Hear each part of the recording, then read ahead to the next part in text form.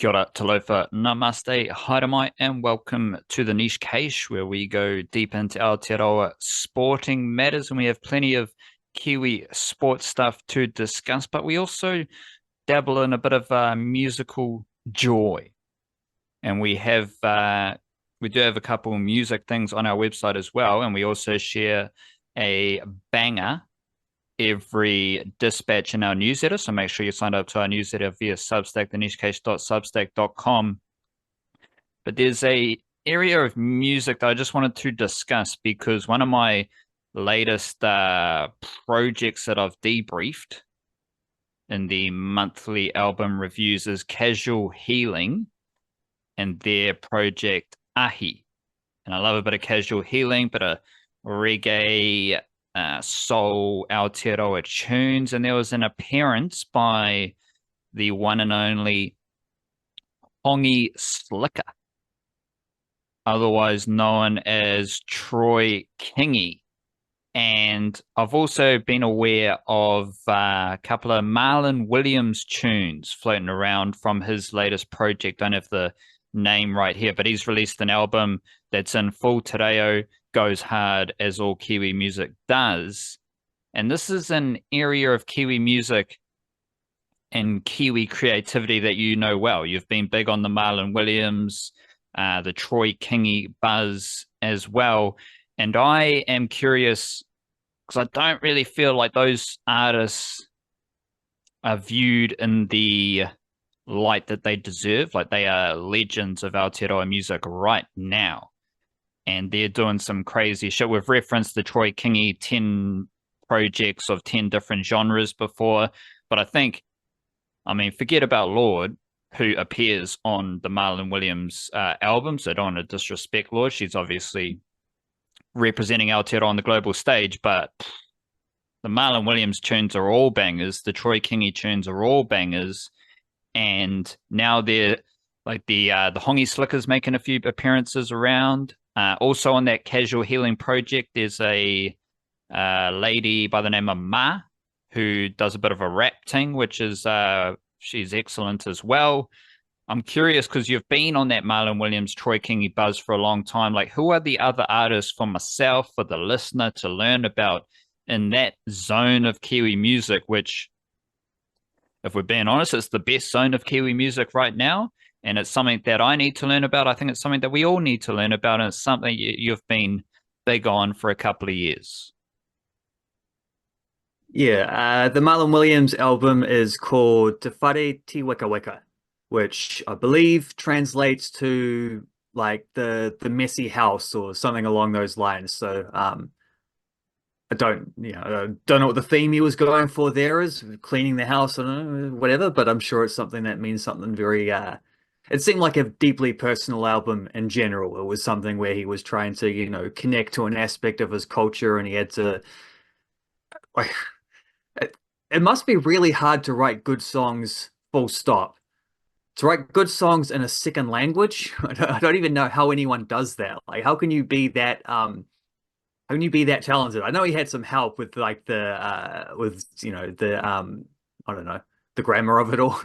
He had some help getting some of the stuff, but like still he's written that. He's translated his vision from whatever. Like that's pretty crazy how you can do that. And then of course someone like Troy Kingi who comes up with a new album, and they've all been really good too, in a different genre every year.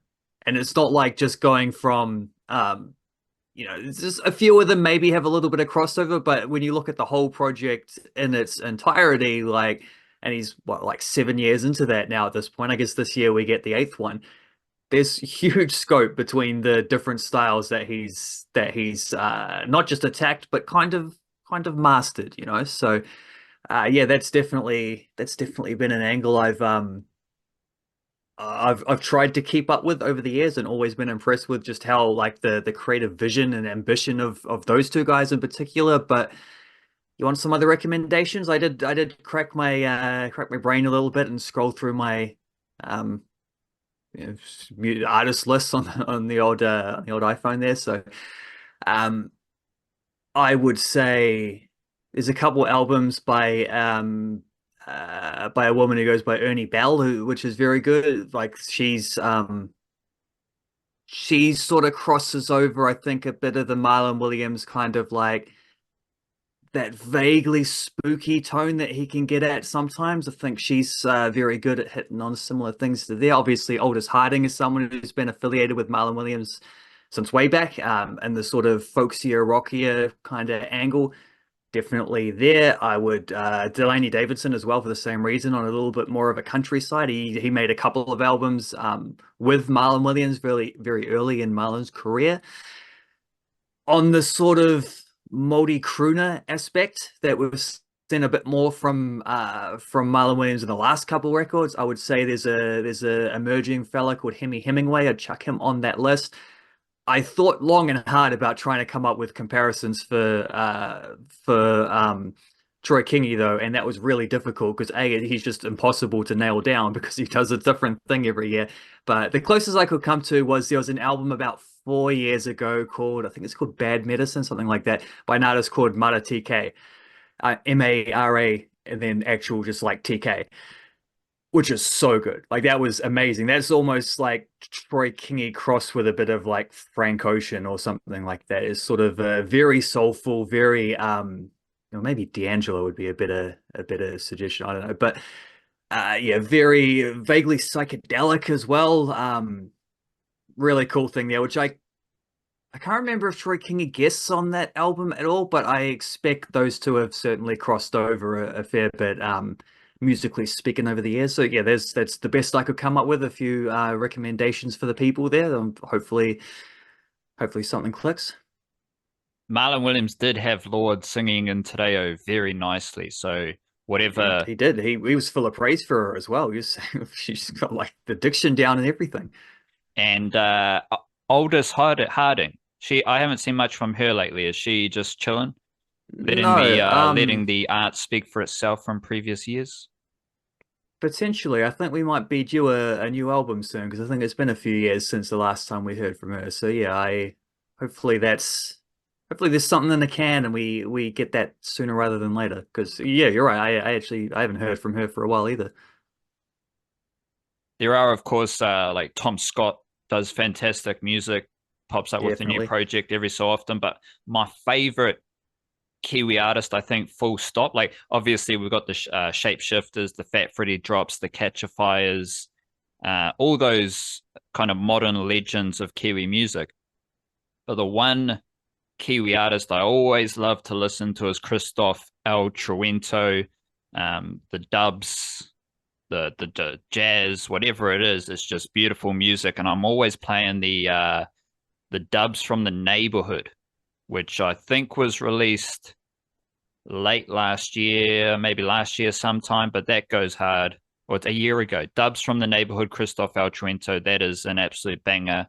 Part of the kind of wider, the old YGB crew, because he's got that Always Sunny in Omapere project with a Lucky Lance as well. So good stuff there. What's your favorite project overall? We've had like constant releases from the god Fahim with his projects with Nicholas Craven. I did enjoy that Casual Healing project.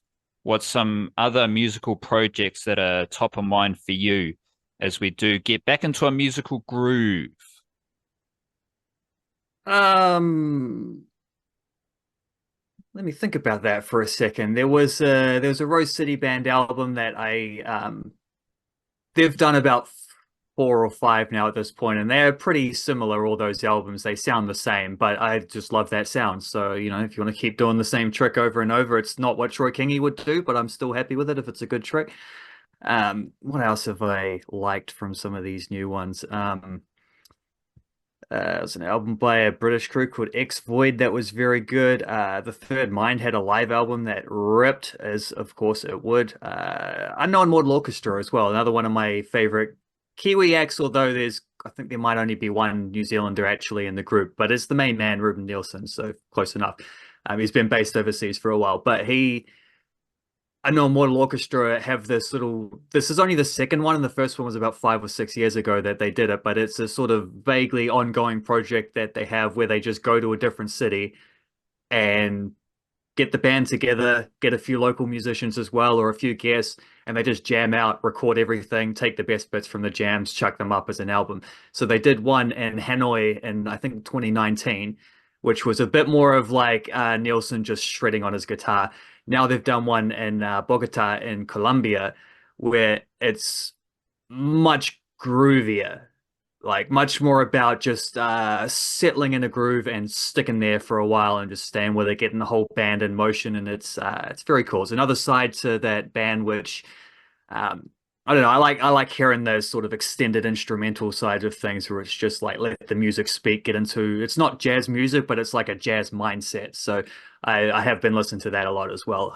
Since we're speaking about Kiwi music, of course, I'd better chuck that one up as well. Shout out to the bro Conrad, who is a recent arrival on the Buy Me a Coffee. You can support our work, donate directly to us through Buy Me a Coffee, and this sums up the direction, the focus, the intention of the niche case, because he says, love your stuff, blah blah blah. Used to skip to the rugby league content because it didn't really follow football, basketball, or cricket, but now I sometimes find myself listening to the whole podcast anyway.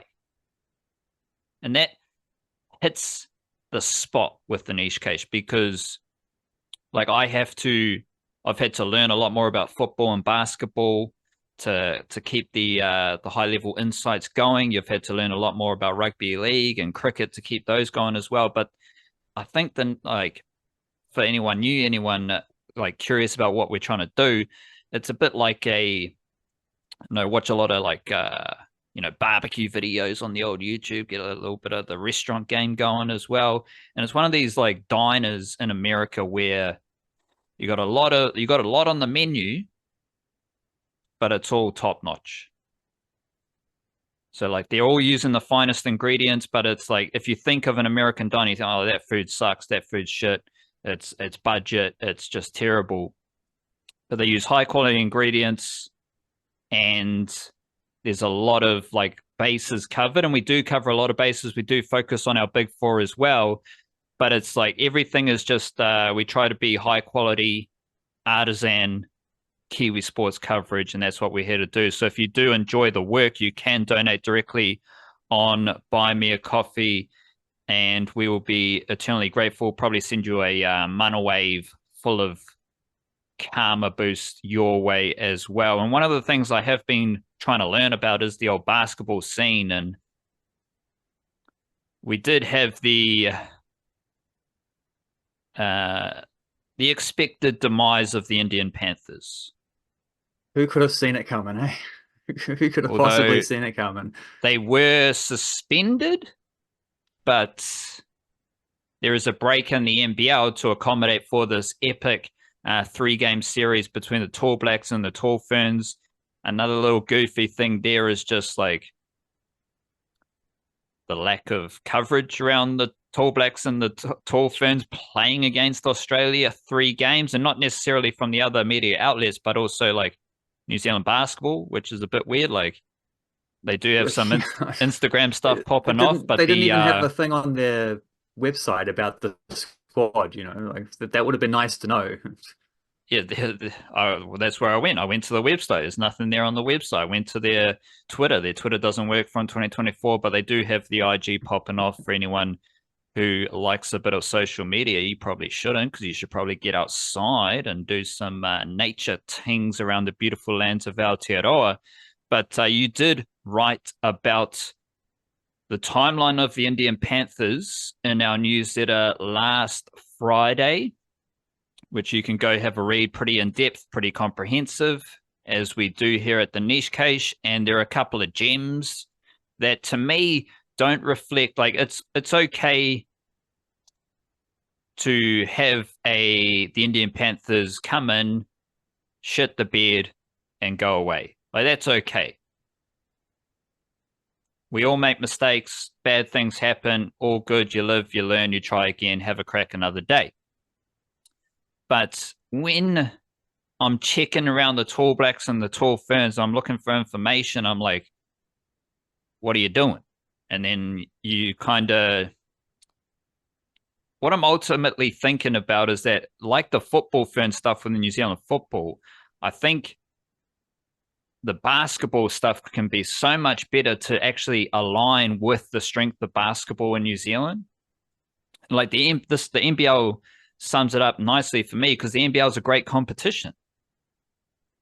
The NBL is the best regional competition that we cover because they actually go to the regions. There's no rugby league competition that goes to Palmerston North and then goes to Nelson, then goes to Dunedin, goes to Napier. Like, no rugby league competition's doing that. Cricket does it on a very small scale with Plunkett Shield and Ford Trophy, but the big thing for cricket is Super Smash, where you do get to the regions, but you're getting 3 or 4 games. You're not getting the quantity that you get in the NBL. Football, I mean, you got the National League, that's cool.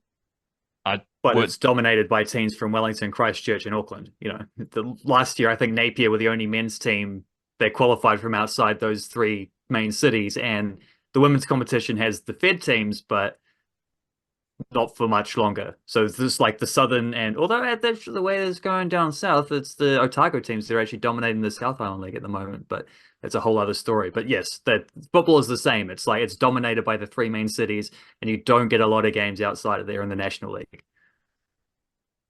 But it's not on the scale of the NBL. It's not even anywhere close. Even if they did go to the regions, it's not even broadcasted the same way the NBL is. So as a national competition hitting the regions, that doesn't happen, but you still get the quirks of graffiti on shipping containers and stuff like that happening in National League football. The only thing I can think about in New Zealand sport that does as good a regional work as the NBL is NPC rugby. And all you hear about NPC rugby is how that needs to be shut down, how it's a waste of money and all this stuff. So who knows what's happening there. But I mean, these regional competitions, the nationwide competitions, need to be celebrated because they're the best. One of the best things about New Zealand sport. NBL does a great job. Watch Manawatu Jets have an epic win in Palmerston North, and you're seeing kids, you're seeing older folk, you're seeing men, you're seeing women dressed in green, having a good time. This is the beauty of regional sport in Aotearoa. At the same time, the NBL cancels an Indian Panthers Rapid League game due to traffic issues. While Allegedly. Yeah, just chill out. Like, let me roll through them. While there are clear problems with payments to players from the Indian Panthers. So the NBL wasn't acknowledging that their players in their competition were being screwed over by the Indian Panthers. Instead, they cancelled a game due to traffic issues. Then we have the fact that while they are cancelling a game due to traffic issues, players on the Indian Panthers are using food banks to eat. They're taking donations from other players. All while the NBL is papering over this situation. Then we have the fact that the Indian Panthers' connection to India was through, as you say in our newsletter, as for the mysterious INBL Pro Comp, it was founded in 2021. It had 1 season in 2022. This is where the Indian Panthers come from. So now we're supposed to be surprised that the Indian Panthers shit the bed. So it's like, I don't know. I've just been kind of in this zone where I love the basketball stuff in New Zealand, but the way the Indian Panthers situation was handled, it's pretty terrible, to be honest. And now there's like, I mean, you've referenced it a bunch of times. You can't, I don't know. You said the same paragraph twice in the last 2 newsletters about the squad announcements. little One was bit. paywalled, one wasn't paywalled. That's why. Right, right, gotcha. So like the way the squads are announced are the goofiest way possible. There's a lot of just like weird stuff happening with the basketball scene in Aotearoa that I do not believe reflects the epic nature of basketball in New Zealand. And if we're talking about how the football ferns are being a little bit mismanaged, these aspects of the basketball scene need to be highlighted as well. But it's, again, to come full circle, yes. I mean, why you need to expand with an Indian team is ridiculous for starters. Like you could have just had like a Moana Pacifica, Pacific Islands basketball team. What's wrong with that? What's wrong with a random Australian team that's just right over there? Like there's so many more sensible solutions to NBL expansion in New Zealand than getting an Indian team. Like where did an Indian idea come from? I mean, we could have gone political and got PNG involved, like the NRL did. Like, there's so many other options aside from Indian Panthers. And I love the NBL as a competition. I love the growth of basketball in New Zealand. But this situation has like the treatment of the players involved is terrible. And that's like really disappointing because that doesn't reflect that paints the basketball scene in New Zealand with a pretty, stinky brush. So before we do get into celebrating some of these basketball things coming up, I think we just need to get all that said, and you can follow up with any extra information or opinion. Yeah, I mean the whole I don't know what due diligence was done there. I understand like there's stuff that was said would happen and didn't happen, which isn't really the NBL's fault so much as the Panthers' fault, but or the fact that it sounds like they might have been hiding where the money was coming from and implying that it was all like just based on this league. But then now they're saying that one of the news reports anyway hinted that the money was actually supposed to come from property investors in Melbourne, which is where's how these all supposed to. And then I mean, there was even the signs were clear from day one that this was a struggling enterprise, and it's not got better at any point when you get like your best player quits and leaves to sign with another team that was also winless at the same time. Like, I'd rather play for that winless team than this winless team is not a great sign. Miles Pierce, the coach, quitting after one game, that should have been a pretty big red flag. Let alone the fact that the one game he coached had a bunch of just local ringing players because that's all they could find. The fact that we're basically like, it's a little bit tricky with the NBL because the fact that there's not great coverage of it outside of like Sky does a good job of broadcasting it. That's awesome. But you don't get a lot of like coverage outside the broadcast that isn't coming from the NBL itself.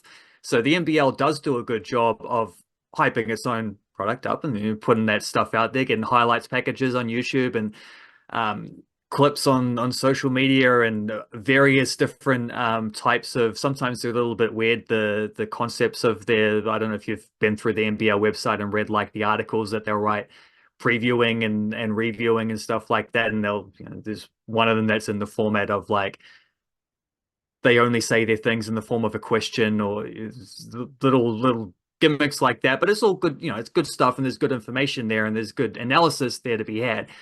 But you're not going to get the critical aspect from in-house media, right? Like even the Australian NBL, you get a lot of that where they're responsible for a lot of their own stuff, so they're not going to tell us how bad the Breakers are or whatever because they don't want people to know the Breakers have been a shambles under previous ownership. Of course, we're moving on to brighter pastures now. So yeah, I've been like skeptical about this Panthers thing from the start because it was obviously a commercial gimmick. Like why India? Why the Panthers? Well, because there's 1.4 billion people in India. What a great untapped market to get into. Except I don't know that anyone in India of those 1.4 billion people have paid any attention to this, none whatsoever. And the ones that did, the at least 5 or 6 people that we know for certain have heard of it because they signed playing contracts to play for them and never turned up. Well, that doesn't sound like a great sign either. But even from the very beginning, it was like, oh, there's visa issues with the players, and then oh, there's what do you call it? There's an Indian national team camp that's why players aren't turning up. And so, well, I don't know how many people were involved in the wider training camp, but I looked at the squads from the games that they played at the end of that camp, and there were three players from the roughly 10, I think it was, Indian nationals that were signed to play for the Panthers. So where are the other seven guys? I think like two of them turned up plus a Chinese import. Like, where's everyone else? But we don't hear about this. We don't get told about this. So I think there's been covering up. What I'm saying is there's been like sweeping this thing under the rug from the start. Like there's been a bit of misinformation because like no one believes there were traffic issues, right? A Canterbury team managed to get to I think they're playing at the Franklin Pool and Leisure Centre, I believe it's called. Um, Nice enough venue, not as nice as the Pullman Arena where they were supposed to be playing at first, the Panthers, but they moved after about 5 home games because allegedly they couldn't afford it was cheaper to play in is it Pukekohe, I think, where the thing is, or wherever. So it's cheaper to play there than it was where they were otherwise. And allegedly they haven't been training for a while because they don't have anything between games to play because all these like red flags throughout the whole thing is.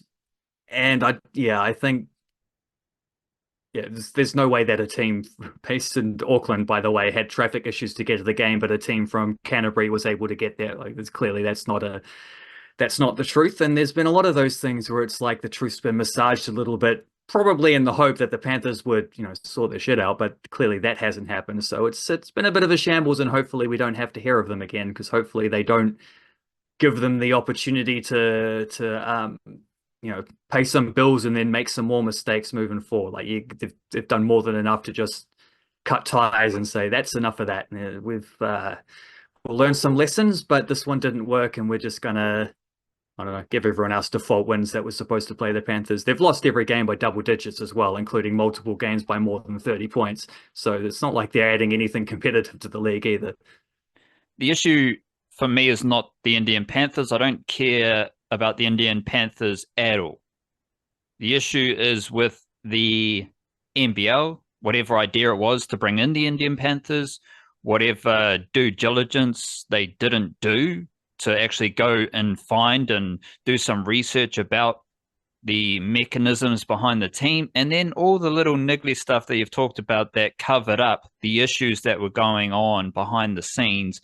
All of that falls on the shoulders of the NBL, and all of which is a bit of a bummer. But we do have international basketball being played tomorrow night in Adelaide. Then we have May 9th in Sunshine Coast. Then May 11th, which is Sunday, we are in Hamilton.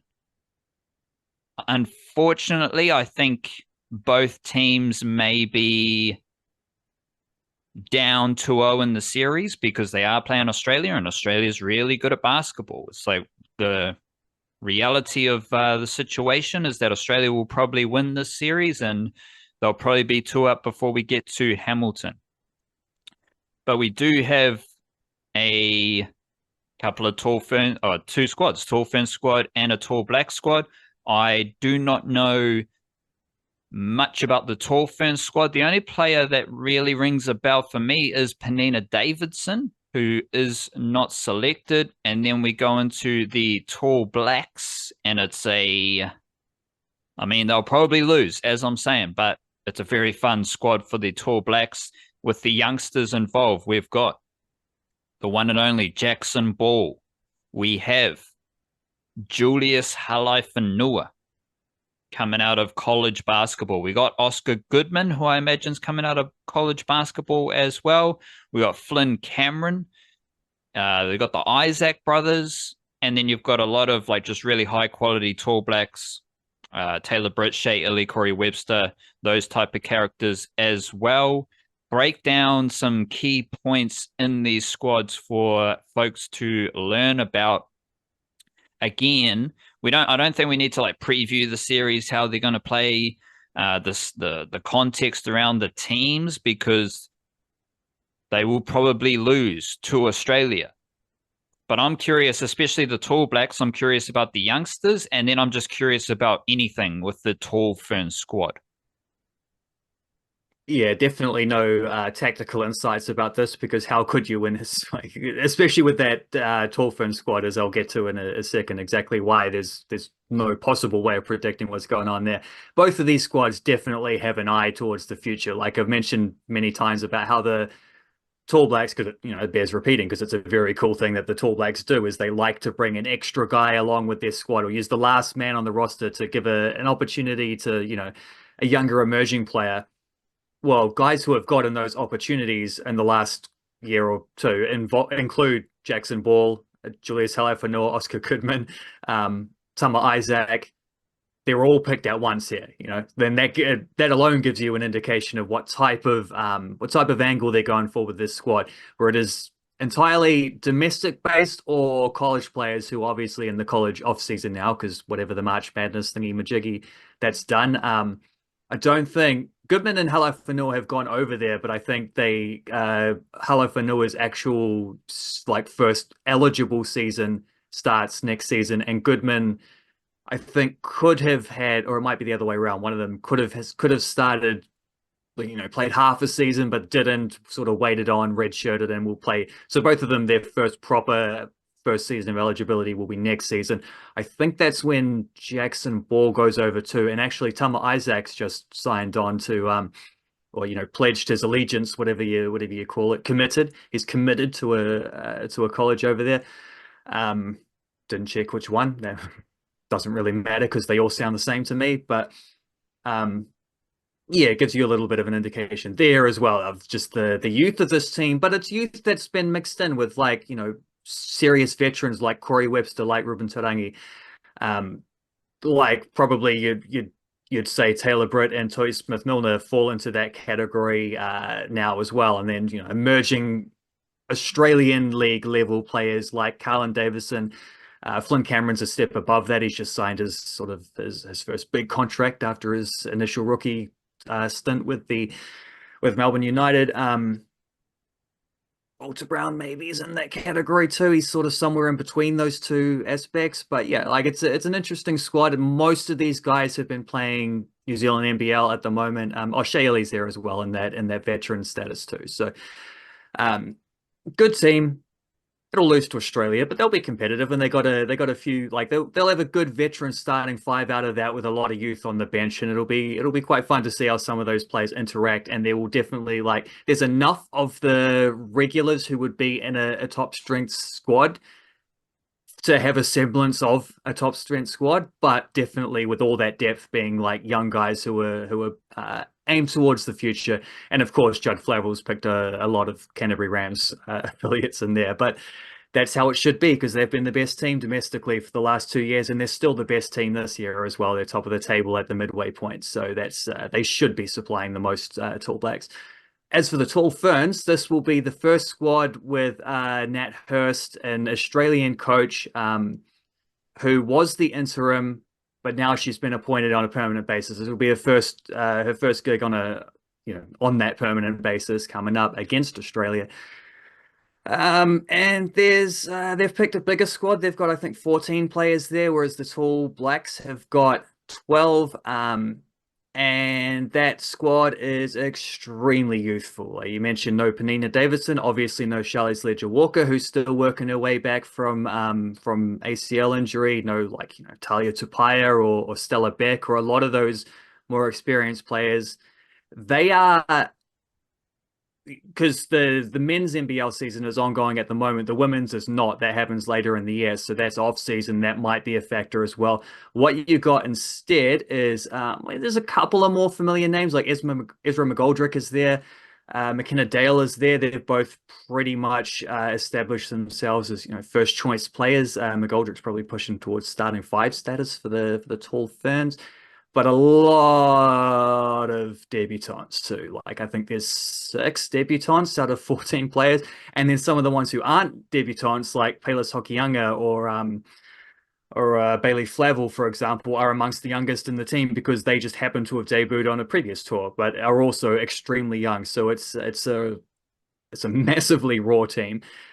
And it seems like every time the Tall Ferns get together, it's like, here's a squad that's going to go younger and here we're going to build towards the future. It's like, but you did that last time. You just go younger than your younger future looking squad every time. So at some point, and there is, I think it's next year as an Asia Cup. There's a men's Asia Cup later this year. So I think roundabout then for like the major tournaments, like you see with the Tall Blacks, that's when you start trying to pull together as many of your best players as possible. This is a friendly series, so it's an opportunity to do something like this. But yeah, very young team where even the ones who aren't debutants are also still emerging players.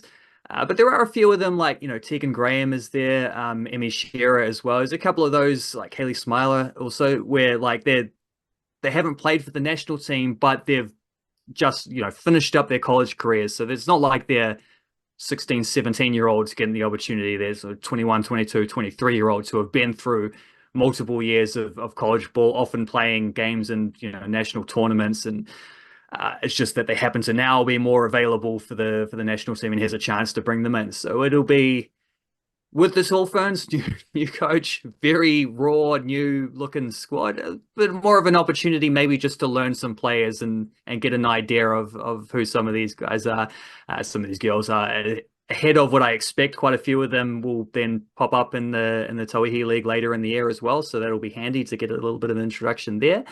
I will mention the Australian squads, though. Also, they're not at full strength either. Obviously, they're also picking from a very similar standpoint of, let's get a few established locals that happen to be available, and then some younger players or some emerging players in alongside them, see how it goes. It's just that they have 5 times the population and more basketball depth, so that's probably going to show through on the court.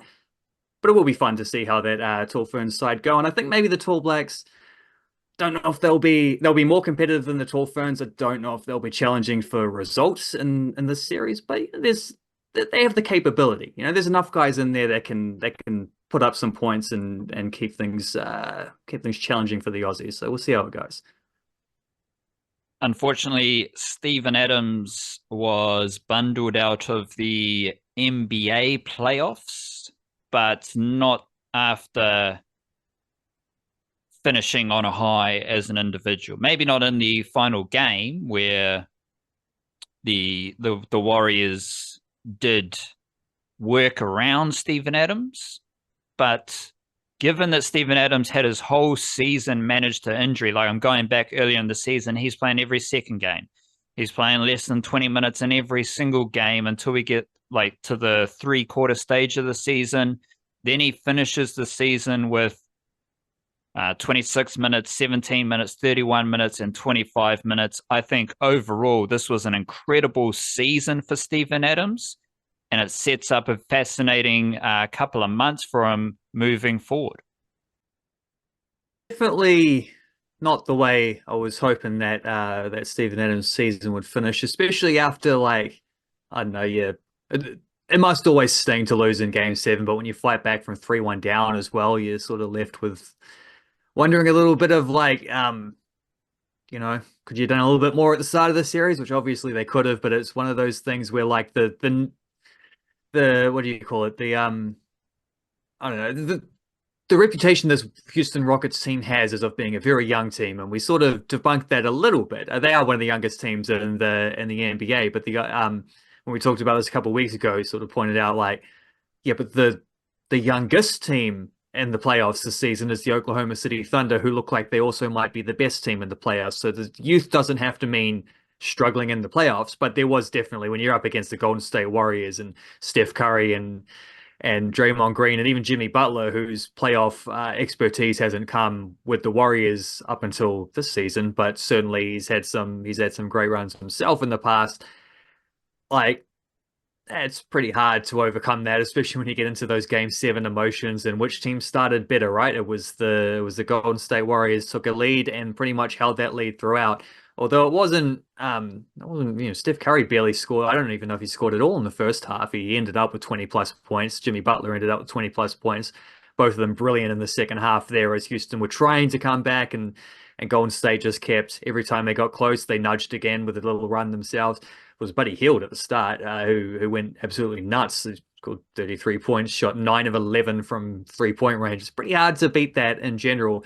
But unfortunately for the Rockets, that is kind of the one weakness of their double big lineup is they defend in a zone, which means you're not necessarily tracking guys around the edge. So you can be giving up to those sharpshooters who can just catch and shoot like that. You can be giving up space for them to get off open shots fairly consistently.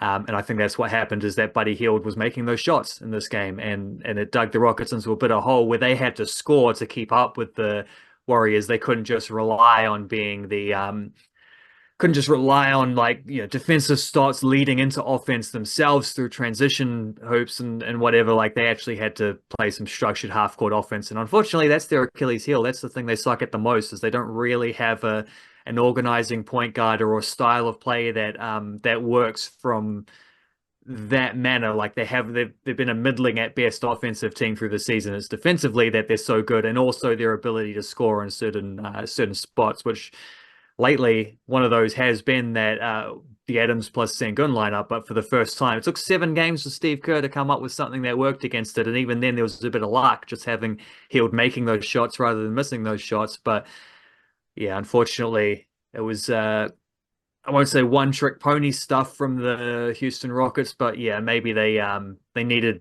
still needed a couple of other tricks and it didn't get there. And that's where that being a younger team and not having that same experience through certain of your key players can be a big factor when it comes to those moments, which is I don't know. It's a weird one to think about it when you're watching it from a Steven Adams perspective because he's not that guy. He's not a youthful player who sort of feels like, yeah, all right, let's see him win a championship now. He's been around. He's been in the playoffs enough. He's been knocked down in the first round enough as well. Like that's happened a lot to him. It happened like 4 years in a row with OKC and the Russell Westbrook post Durant years.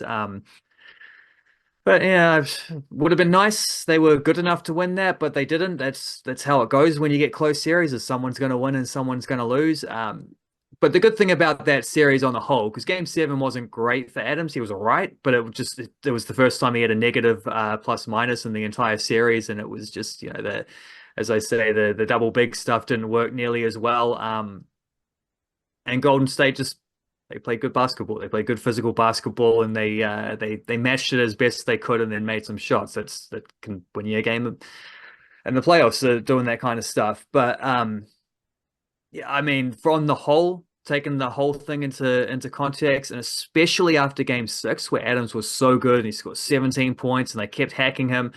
I think they hacked him like 8 times. So he went to the free throw line on 8 different occasions, 2 free throws each.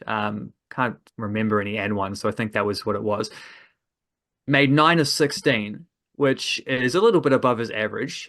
Not ideal, but then 2 of the ones that he missed, Sengun grabs them and chucks in second chance, putbacks for 2 more points. So effectively, they got 13 points from 8 possessions for the Hacker Adams strategy, which ironically made it one of their most efficient scoring methods. So it really backfired on the Golden State Warriors in that one, especially because Adams was just having such a big game outside of that.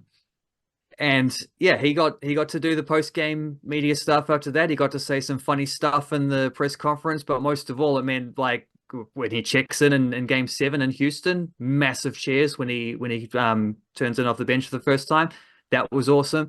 A lot of spotlight on him, a lot of stats throughout the whole thing, a lot of NBA commentators talking about what a great series he had on an individual level. So while it is a bummer that they don't get to take that into a second round series against Minnesota, it would have been, which would have been as well, a little bit of a revenge match for Adams there, because last time he played Minnesota in the playoffs, he got benched himself, and that was with Memphis. And then they advanced and went on to lose to Golden State in the next series, which another example where Adams plays really well against Golden State in the playoffs, but loses the series. It happened with OKC Thunder in the Western Conference Finals that time, 2016, 17, whenever that was. Happened with Memphis. It's happened with Houston now. Fortunately, well, Steph Curry can't play forever, but hopefully Adams can outlast him and get something going there. But the important thing is that a year ago, people were talking about, well, did Memphis trade Steven Adams because they thought that knee wasn't going to get better and maybe damage goods situation here, and selling it while they still can, and is he going to get back to the player he once was, and how is he going to fit in Houston, and blah blah blah. What do you know? A year later, he's just been outstanding for them in a playoff series, which is another thing people for some reason keep saying is, well, yeah, but is he a playoff player? Like he's good in the regular season, but does he perform in the playoffs? And I've never understood how he had that reputation because it's always seemed like, except for that one Minnesota series, which you could argue was bad coaching as much as anything Adams did wrong. At the very least, it was just a bad matchup, um, rather than his own mistakes. Like, never quite understood why that was a reputation people had, but I'm pretty sure he just blew that one out of the water. He blew out any worries about his knee, blew those out of the water as well. And leading into free agency, he's now in a situation, thanks to how well he played in the playoffs here. He's in a situation where if he wants to stay with the Rockets are going to value him every bit as much as he values them. Like if he feels loyalty, if he likes the spot, he wants to stay around. Well, they're going to pay to keep him because they've just seen how important he can be. But if he wants to go and be a starter on another team, he's also shown everyone else how good he can be and exactly why they should be going out there and trying to recruit him as well. So it's a bummer. I wanted to see him in the second round, but like he's restored his entire career with the way these playoffs have gone, with the way even the last few months of the regular season leading into this. But everything was kind of geared towards, let's get him in the best shape for the playoffs. Let's not overuse him throughout certainly the first half of the season. The way Houston managed that could have been, well, it was a little bit frustrating just because we wanted to see more Steven Adams, but the way it's ended up was the way we sort of expected it would be. It's like safety first, make sure he's right when it matters. And he was playing like well, and he was playing over 30 minutes in some of these games against Gold State. So like everything's good for him. Everything's set up for him to rejuvenate his NBA career and do what he wants to do for the next several years. But yeah, it would have been nice if they could have won that game 7. He played 30 minutes one game, so it was just once. Only one. Yeah. Well, he would have got there in game 7 if they hadn't been being thrashed for most of it, I think. But still, it's more than he did in the regular season. There's a lot of like NBA nitty gritty that we don't need to get into here. Like as a Kiwi watching Steven Adams, like Jalen Green is not a star player, but it's a different story. And another thing we don't need to elaborate on, but the Warriors are a better playoff team than the Houston Rockets. But then you get into all the seeding, the regular season. Does the regular season matter? And all this like NBA angst that you can discuss. That is part of it. But like just straight up and down, the Warriors are a better playoff team right now than the Houston Rockets. That's why it doesn't really feel terrible for me. But also, as you alluded to, like Steven Adams showed what he is capable of as an NBA player, and something I haven't seen a whole lot before, having not watched every single Steven Adams minute in his NBA career, is him defending out on the perimeter. So he is like a old school NBA center who was making defensive plays near the 3-point line. That is going to be useful for whatever team he plays for next. If he stays with the Houston Rockets, that just helps them get even better defensively. Their identity is the Ime Udoka style of play, the defensive grit, rough, rugged, and score enough points to win games, but it's mainly defense. And Steven Adams is an important part of that. But then also, as you pointed out, it does make him an attractive player on the market. And my final thought with Steven Adams is Steven Adams has gone through the like it was the end of the big man. Then you start to get into small ball. Now we're back in you need a big man because you need someone to deal with Jokic. You need someone to deal with Chet Holmgren or whoever. Like there's a lot of really tall dudes in the NBA that you still need to be able to defend and attack to win basketball games. So you can't just go small all the time.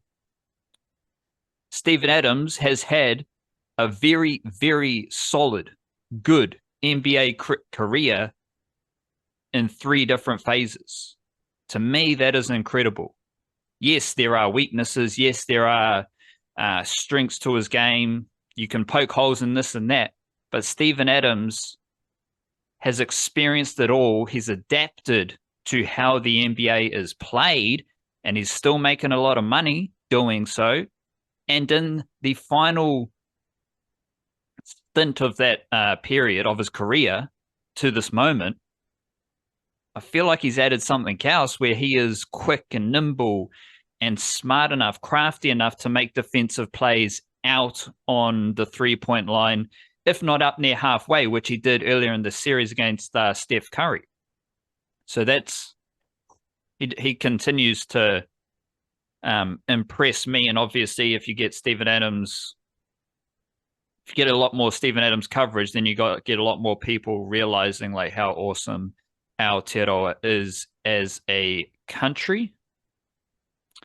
That perimeter stuff is a good point too, because like it's not that he hasn't.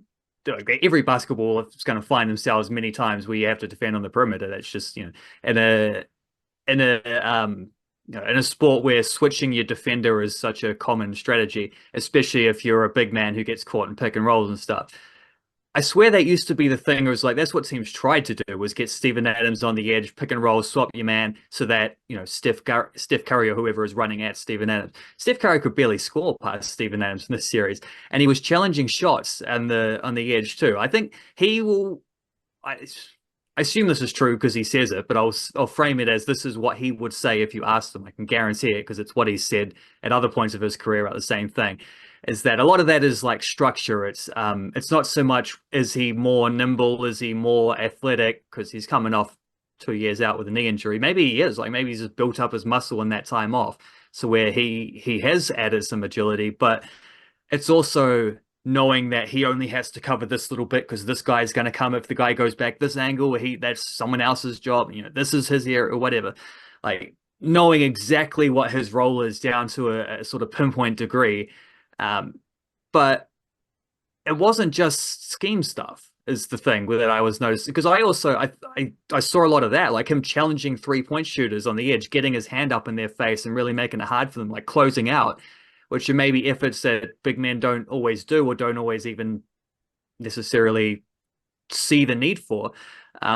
He was also blocking shots at the rim, and he's not really been a crazy shot blocker. I remember in his book he talks about, and Zach Lowe, when he had him on his podcast several years ago, spoke to him specifically about this. And I just remember that I had like had a flashback of that, listening to that podcast while I was watching one of these games, about how Steven Adams celebrated when his block rate started going down, because he felt like, well, this means that not only it's not about contesting shots, it's about I'm actually deterring shots. So the blocks to go down, it means guys aren't even shooting past me. But now it's almost like he's broken that down to build it back up, if you know what I mean. Like he started to challenge these shots a little bit more. A lot of that, to be fair, is the double big thing. It's like you've got two big guys out there, so sometimes he's going to have to defend like a power forward, and sometimes also it's just this is just how they play. Is they're trying to turn this into a scrap in the paint, and that means being more active and more physical, and yeah, sticking your hand up and trying to block that ball. But just the aggression he showed on defense in this series, where it's not just withstanding, it's actually they were like sort of swarming over the Golden State Warriors. And yeah, I was picturing that same one when you're talking about it's almost like the full court press from sometimes, where so like that steal he got in game whatever it was of the Steph Curry one that you mentioned is a great example too, of like him like doubling up there, and it's going out of your way to try get a steal, and it worked. And like he's always been good at scrambling for loose balls. That's another reason why he's a good rebounder. But no, the aggressive tendencies to his defense, just it made him, I don't know if it made him a better defender, but it made him feel like a better defender, certainly. And it just like there's a intimidation factor as well there that he doesn't always necessarily cash in on, that he certainly did in this series too. So these are all things that other teams are looking at and saying like, oh man, imagine if we got that in our system. And the Houston Rockets know exactly what it looks like in their system because it just showed it. So yeah, he's in a very interesting point. There'll be we'll be yeah, waiting with bated breath to see what happens when that free agency does hit, because he that type of player could fit on any team in the league, you know. One thing I would like to say with confidence about Steven Adams. I do not believe Steven Adams is going pig hunting barefoot. Like, that isn't happening. It's a cool story for the Americans. You know, he's going out hunting for wild boar barefoot. It's a great story. Steven Adams, he's wearing jandals to NBA games. Like, I can understand how like people believe that is true. I am not a pig hunter. Straight up and down, full steak and cheese pie, not a hunter at all. I, in no like video hunting show that I, do watch the odd hunting show, whatever it is, I have never heard of anyone going pig hunting barefoot. And I strongly believe that Steven Adams is wearing shoes of some description when he is going pig hunting. And if you're an American watching this, if you're an international audience, just please know that I strongly believe Steven Adams is wearing shoes when he does go pig hunting. And those shoes might be jandals, they might be sandals, they might be Crocs, they might be any kind of shoe. But Steven Adams is probably wearing shoes when he does go pig hunting, deer hunting, whatever other hunting on land, because on water, on the boat, he might be barefoot. That's all right. But if you're going out in the bush, even Steven Adams is probably wearing shoes. Shout out to the Patreon whānau, patreon.com/our niche cache. Would be fantastic if we could get a couple more folks on Patreon. Be a massive boost to us in the work that we do. So if you do want to fund our work, a couple of dollars a month on Patreon, nothing crazy. You get the full newsletter copied in if you don't want to be on Substack. And of course, we do our bonus podcast every Thursday, which does go out to the Patreon whānau. And for paid Substack subscribers, the New Zealand Warriors had a win over the Cowboys. Their third gritty, tough, niggly, tricky, by any means win in a row. That's pretty impressive, full stop, but also without James Fisher-Harris. I think that is extra special and something that should be celebrated for Warriors. Folks, you are a Dragons fan. And my question here is that, because there's a lot that any keen observer can look at that Warriors game versus the Cowboys or any of these other wins in which they haven't played clinical, classy rugby league where they've just had to get the job done by any means. You can poke holes at it. You can say, this is wrong, that's wrong, bad thing there, bad thing there. How desperate, how happy would you be for the Dragons to win 2 games in a row? One game would be all right at the moment. They had a win streak earlier in the season, but I mean, because those games were back to back on Saturday night, Friday night, whichever one it was. Saturday night, I think. Those games were back to back. Both of them ended up being decided by like 1 try in terms of the final scoreline. And there was a decisive moment at the end of the first half of both of them where the Warriors scored an intercept try. Grabbed the ball, I can't remember who it was, scooped one up and ran away and touchdown, and important few points right there on the brink of halftime. Turned out to be more important than even realized when the Cowboys made a bit of a comeback in the second half. The Dragons version of that was to have who was it? Saw, wasn't it? Just diving over the line, kicking the ball out of his own hands when he was about to score a try, untouched, and then Jareen Buller to scoop the ball up, run 105 meters and score it in the other direction. So it was sort of not just a 6 point swing, but during a try, but a 12 point swing, and a game where they ended up losing by 4 or 6 or whatever it was. So yeah, if the Dragons showed a fraction of the sort of the grittiness that the Warriors did in that same on that same pitch a couple hours earlier, that would have come in pretty handy because there is, you don't necessarily think of those moments as being decisive because they're not. There's a whole lot of half to go afterwards, but when you look back on the game and you see the Warriors capitalizing in a key moment like that, I mean, that's how you win. That's how you make use of close contests like that. It's how you get those two competition points on the board, is by being able to do things like that, whether you're at your best or not. And the way to lose games is to do the opposite of that, which is butchering that try in that same moment and then conceding at the exact same time, which I've never ever seen before. Like that was heartbreaking to witness. Still so soon after the Luka Doncic trade as well. Like I'm really in the weeds with these ones. It's been tough times for my non-New Zealand sports teams that I support. Well, Manchester United suck as well, so They suck too. So, well, they might win the Europa League though. So happy times for you.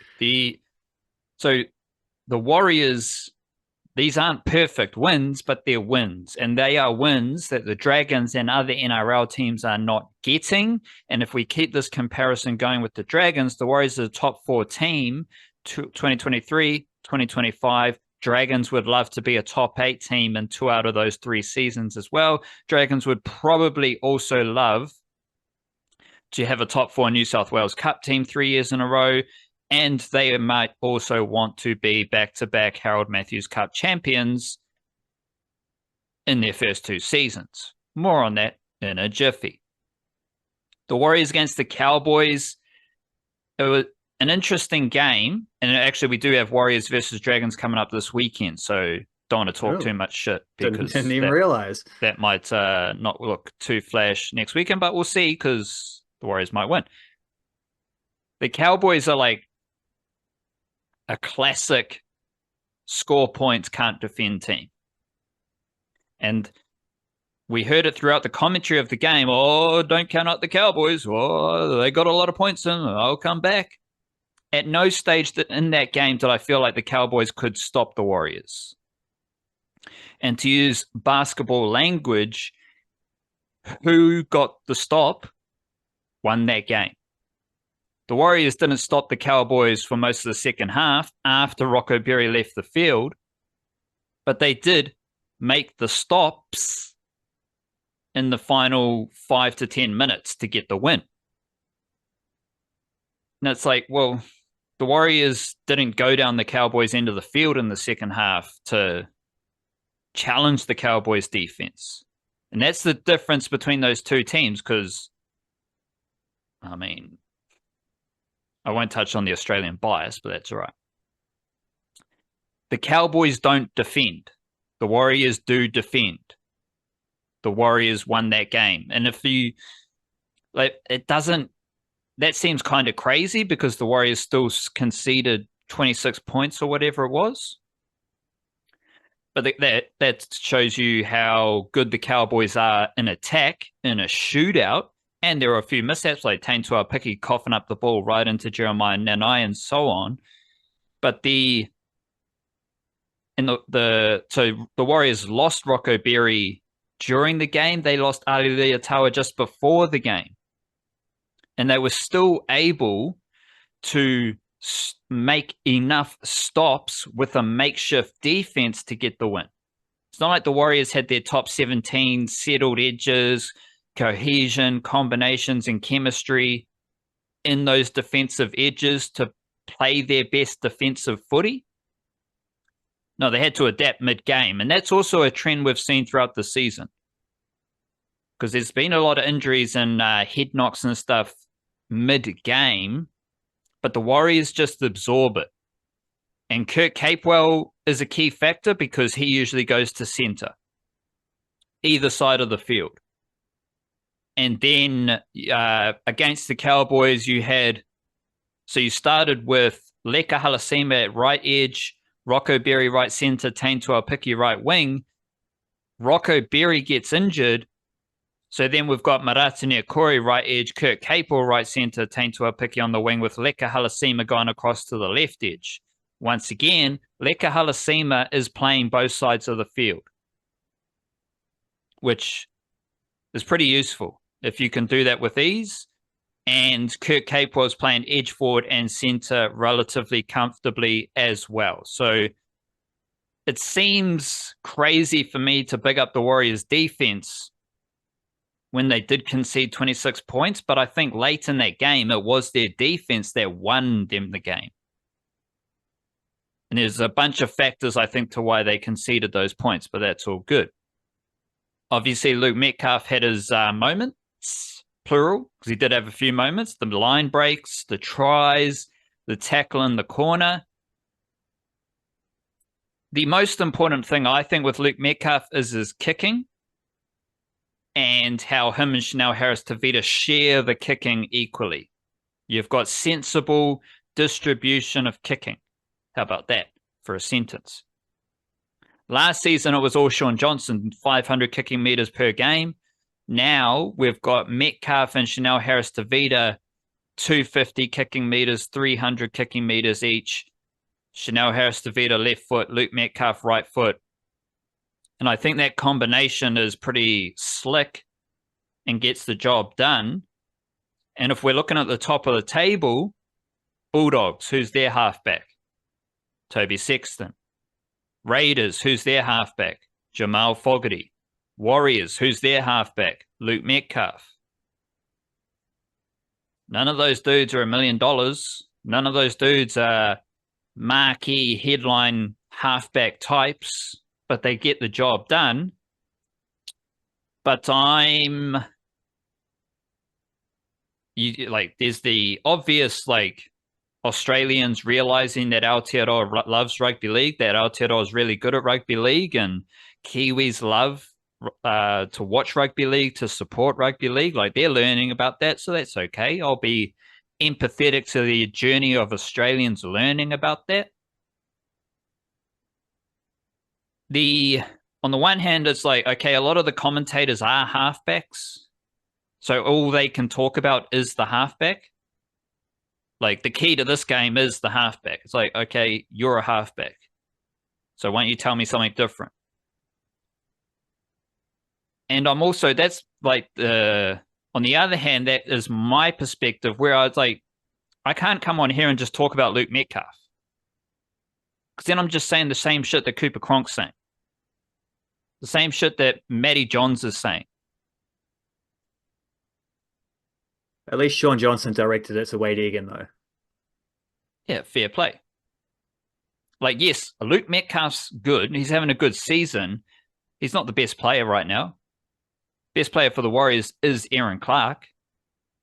That dude is fantastic in the middle. And the Cowboys scored a lot of points when Aaron Clark was off the field. And to me, that is his physicality, aggression in the tackle. He put Jason Taumalolo on his backside in the first half. He's also quick. So he covers ground. And if you cover ground, it's that speed and aggression with and without the footy. Because without the footy, you can cover the ground, make a dominant tackle. With the footy, that speed and aggression is the meters. And when Aaron Clark, the thing about Aaron Clark is he chooses when to pass out the back and when to run very wisely. And if he's running fast and he's running powerfully. When he passes, he's passing crisp and accurately. I think Metcalf had a line break in the first half. Someone scored a try, I can't remember. He got the ball on the outside of a Cowboys defender, I think it was Nanai, from Aaron Clark passing behind a decoy runner to get Metcalf the ball in space. And I want to challenge myself to look beyond Sean Johnson in 2023. I want to challenge myself to look beyond Luke Metcalf. But it's not that hard. Because like Aaron Clark is genuinely the Warriors' best player this season. He has exploded. Big minutes, like 60 plus minutes in the last 3 games without Fisher Harris. He's the dude stepping up without Fisher Harris. He has been fantastic. Awesome bit of recruitment. Also, awesome bit of business from the Warriors there. The Sam Healy made his debut. It wasn't actually like Wade Egan's best game. He didn't have many meters. He gets about his work, little flick passes. By flick, I mean like flick at a wrist. No look spirals in both directions, the craft. But he wasn't as dynamic a runner as he had been. And he didn't have the opportunities in the second half really because they were on the back foot. But maybe it was a different style of play from the Warriors where they were kind of shifting the ball to the edges a bit more to challenge the Cowboys. But Sam Healy made his debut, and that's pretty interesting because he shared the field with Wade Egan.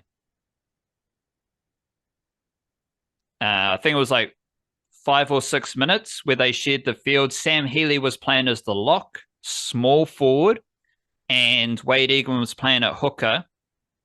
So that's been happening in New South Wales Cup as well, where Sam Healy is sharing the field with Makai Tafua from Christchurch, most notably.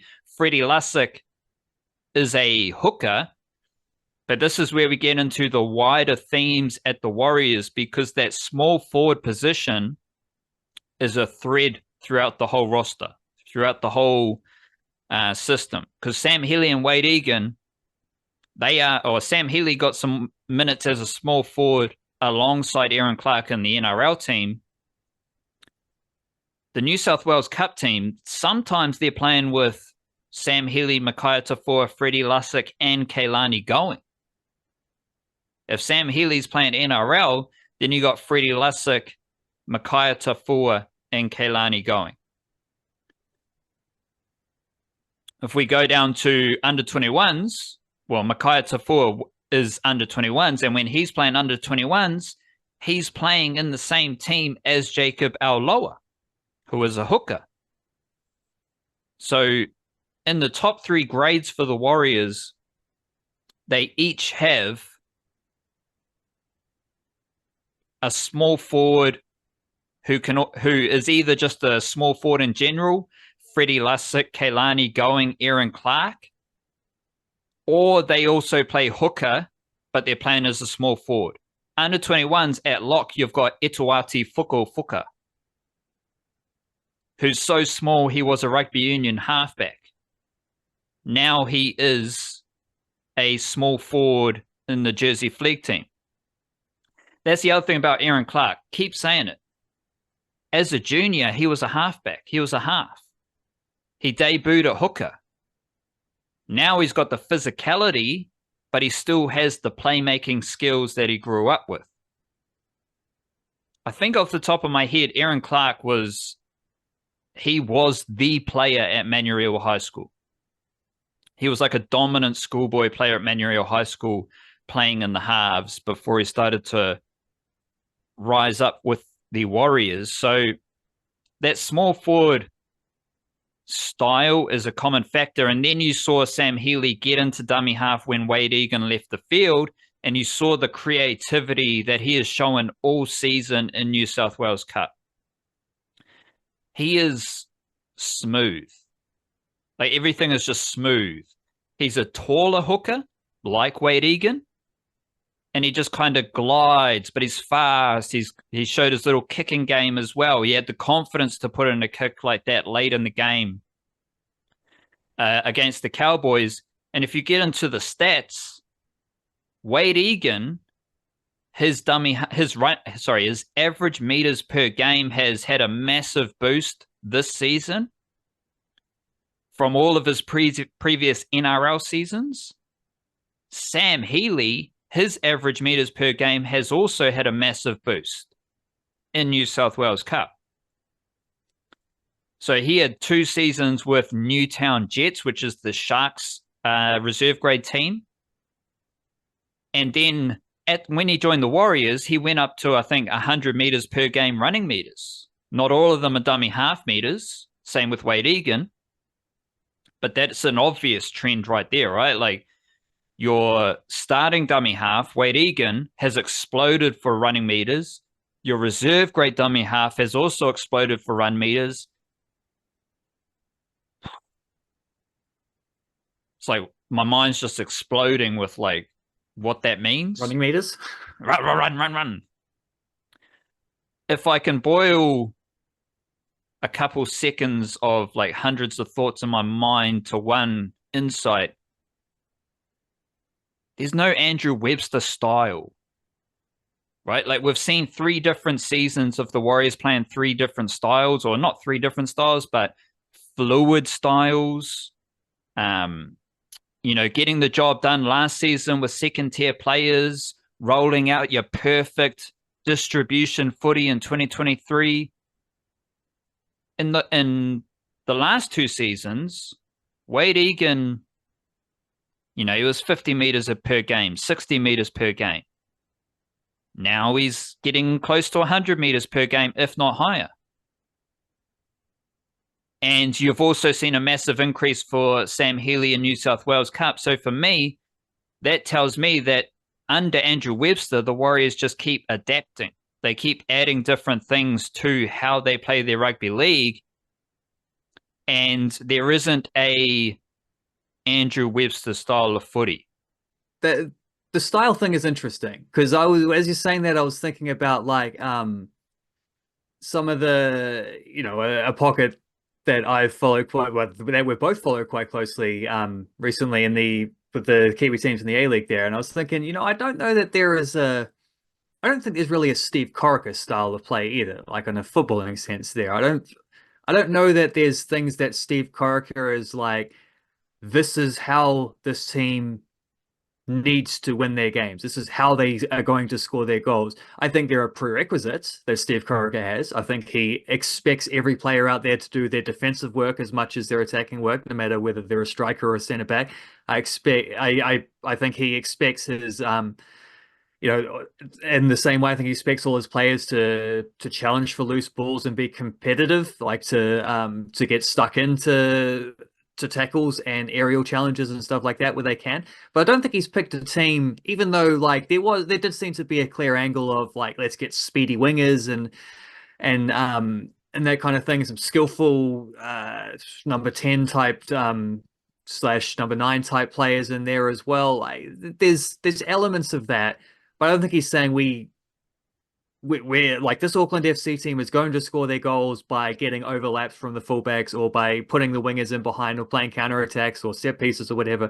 I think there's just like there's like a baseline of expectation, the prerequisites that he has out there, but how everything happens on top of that is just depending on what the players, who's available, who's been picked, maybe a little bit of adaptation depending on who the opponent is. But beyond that defensive stability that that he sets the team up with, like there's sort of the foundation there, I think it's a little bit more open, similar to what you're saying about the Warriors there. Whereas I think the Phoenix, for example, are the opposite, where I do think, even though it's flexible, I do think Giancarlo Italiano is setting the Phoenix up to play in certain ways. And that means a lot of transitional football, and that means a lot of counterattacking. But we're like Auckland FC will counterattack because it's like a situational thing. The opportunity is there. The Phoenix try to create counterattacks by soaking up pressure and absorbing, and then hitting in certain areas, and that where it's a little bit more scripted how they're going to do that. And it's not necessarily that there's a right or wrong. I think the Corica / Webster way is maybe a bit more flexible, a bit more adaptable. But I mean, the Phoenix had a season where that worked really well, and the Phoenix had a season just finished where that worked really badly. So it's like it's not that the strategy was the problem; it's that the performances within the strategy. Like if you don't execute the game plan, you're not going to get anything out of the game plan, right? So I don't know necessarily as a right or wrong way, but that's what that got me thinking of, is that comparison there between the two A-League thing. Interestingly, all three of those coaches that we're talking about there are Australian coaches coaching New Zealand teams as well. I don't know if that has anything to do with it. It's just a coincidence, but certainly I think that is something that, from my vantage anyway, that seems to have probably helped because where the Phoenix lost key players and couldn't adapt, Auckland FC have been able to go in and out with different players throughout the season, and they have been very adaptable. And we're seeing that with the Warriors right now, aren't we? We're like, James Fisher-Harris isn't playing. Okay, Aaron Clark gets a few more minutes and just is the best player on the parks. No dramas. Roger Tuivasa-Sheck is out. Who cares? We're fine. Like, someone else steps up, and then when that someone else is also out, Leotawa doesn't play this weekend. Oh well, it's, I don't know, Adam Pompey's turn, or whoever. I think, was it Ed Cossey might have played? I can't remember. Rocco Berry's come back as well, and like, the point is, it's not mix and match, but it's just like, someone else is able to do the job because you're able to adapt slightly what that job is to what that person is able to do. In New South Wales Cup, the Warriors had a big win, I think, against the Bears, and they are first, 7-1. Tanner Boyd has not lost the game in New South Wales Cup this season. So he hasn't lost a game this year. And he's another nifty bit of recruitment. Tanner Boyd hasn't lost a game, and Tamaita Martin has multiple games where he's involved in at least half the tries in like 40-point wins. And we'll get into this soon as well, where I wanted to go too deep or just explore the depth for Auckland FC, as we tried to do on the bonus podcast last week. And hopefully we can do a better job of it here. But that's the thing about the Warriors, though, is that the depth and the quality of depth, as I've talked about before, that really loves to be at the Warriors. And it's like, I can see how people want to get Tamaita Martin in the team, or this player needs to be in the team. But the Warriors are winning first and foremost, and you need this depth throughout the whole season.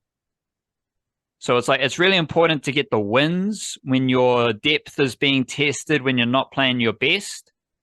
And it's really important to develop a group of players who can all step in, chime in for a game here, chime in for a game there. And it'll be interesting to see what team is named Tuesday night for the Warriors against the Dragons, because there could be a few more changes as well.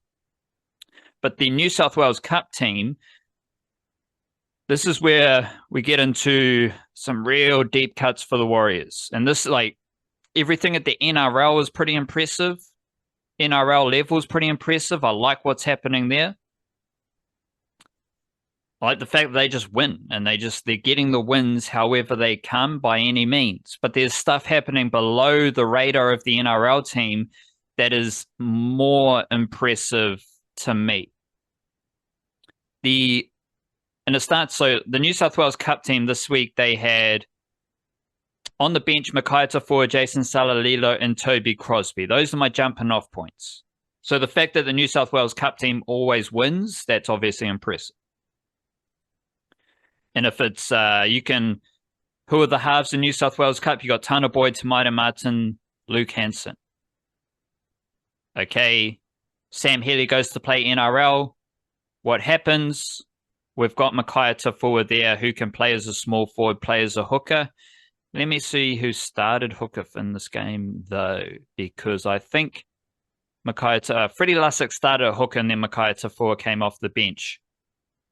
So Makai Tafua, he is one of these small forwards that I laid out before. Then we go to Jason Salalilo, who is from Christchurch, same as Makai Tafua. So we can add a Makai Tafua here. Makai Tafua Linwood Jr., Jason Salalilo Papanui Jr. The Warriors are back-to-back Harold Matthews Cup champions. Fantastic. They haven't lost a finals game in Australia ever. First 2 seasons, back-to-back champions. 6 finals games. Obviously, all 6 of those games are played in Australia. Warriors win them all. That's cool.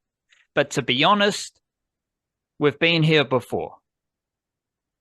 We've seen the Warriors have an under-20s dynasty that had no connection, no correlation to NRL success. So yes, celebrate the under-17, back-to-back championships, amazing first seasons in Harold Matthews Cup.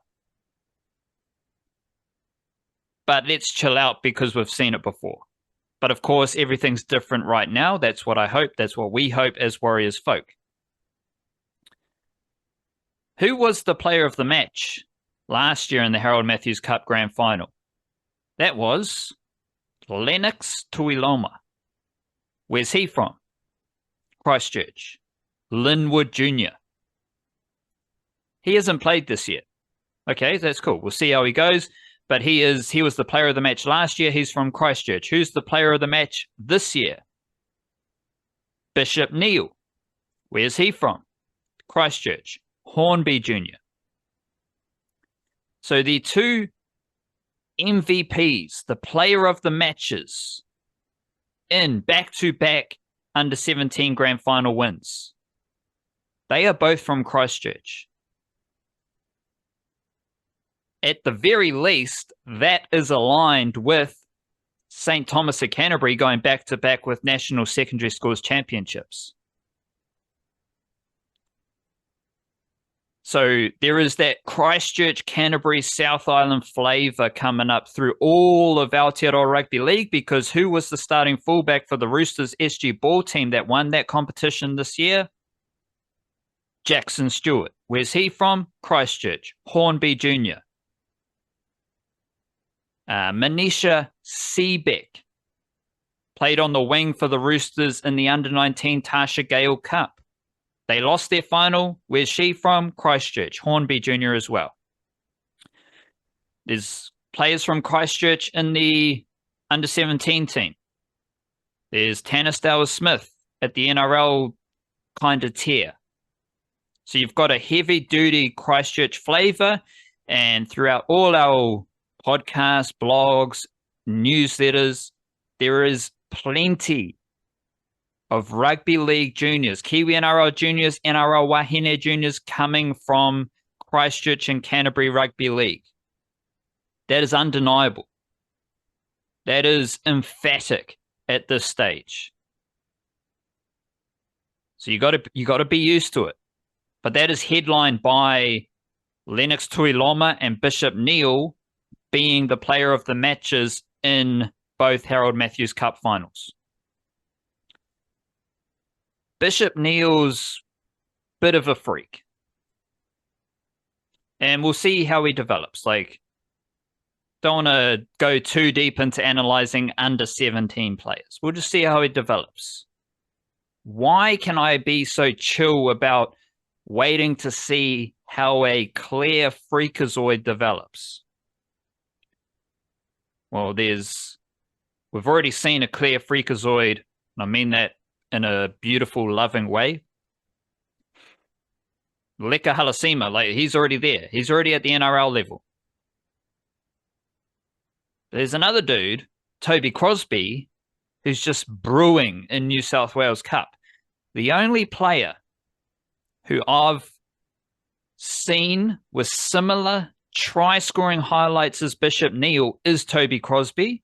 And Bishop Neal, he had 1 try this year in the under-17s competition. He's an edge forward. He takes a hit up in the middle of the field around halfway, chip and chase, scores in the opposite corner, in the far corner. That's one of the craziest tries you ever see. Who has highlights that can rival Bishop Neal? Toby Crosby. You know why? Because I saw Toby Crosby score a try from a hit-up in under-21s. I saw him burst through the line, run past the fullback, and score a try off the kickoff.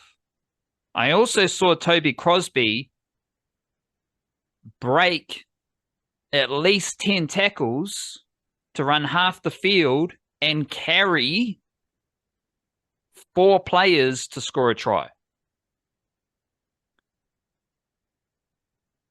So there's a freakazoid right there already in New South Wales Cup with Toby Crosby. I was thinking about it, and I genuinely think Toby Crosby's highlights are better than Bishop Neal's. And he's already there at New South Wales Cup level.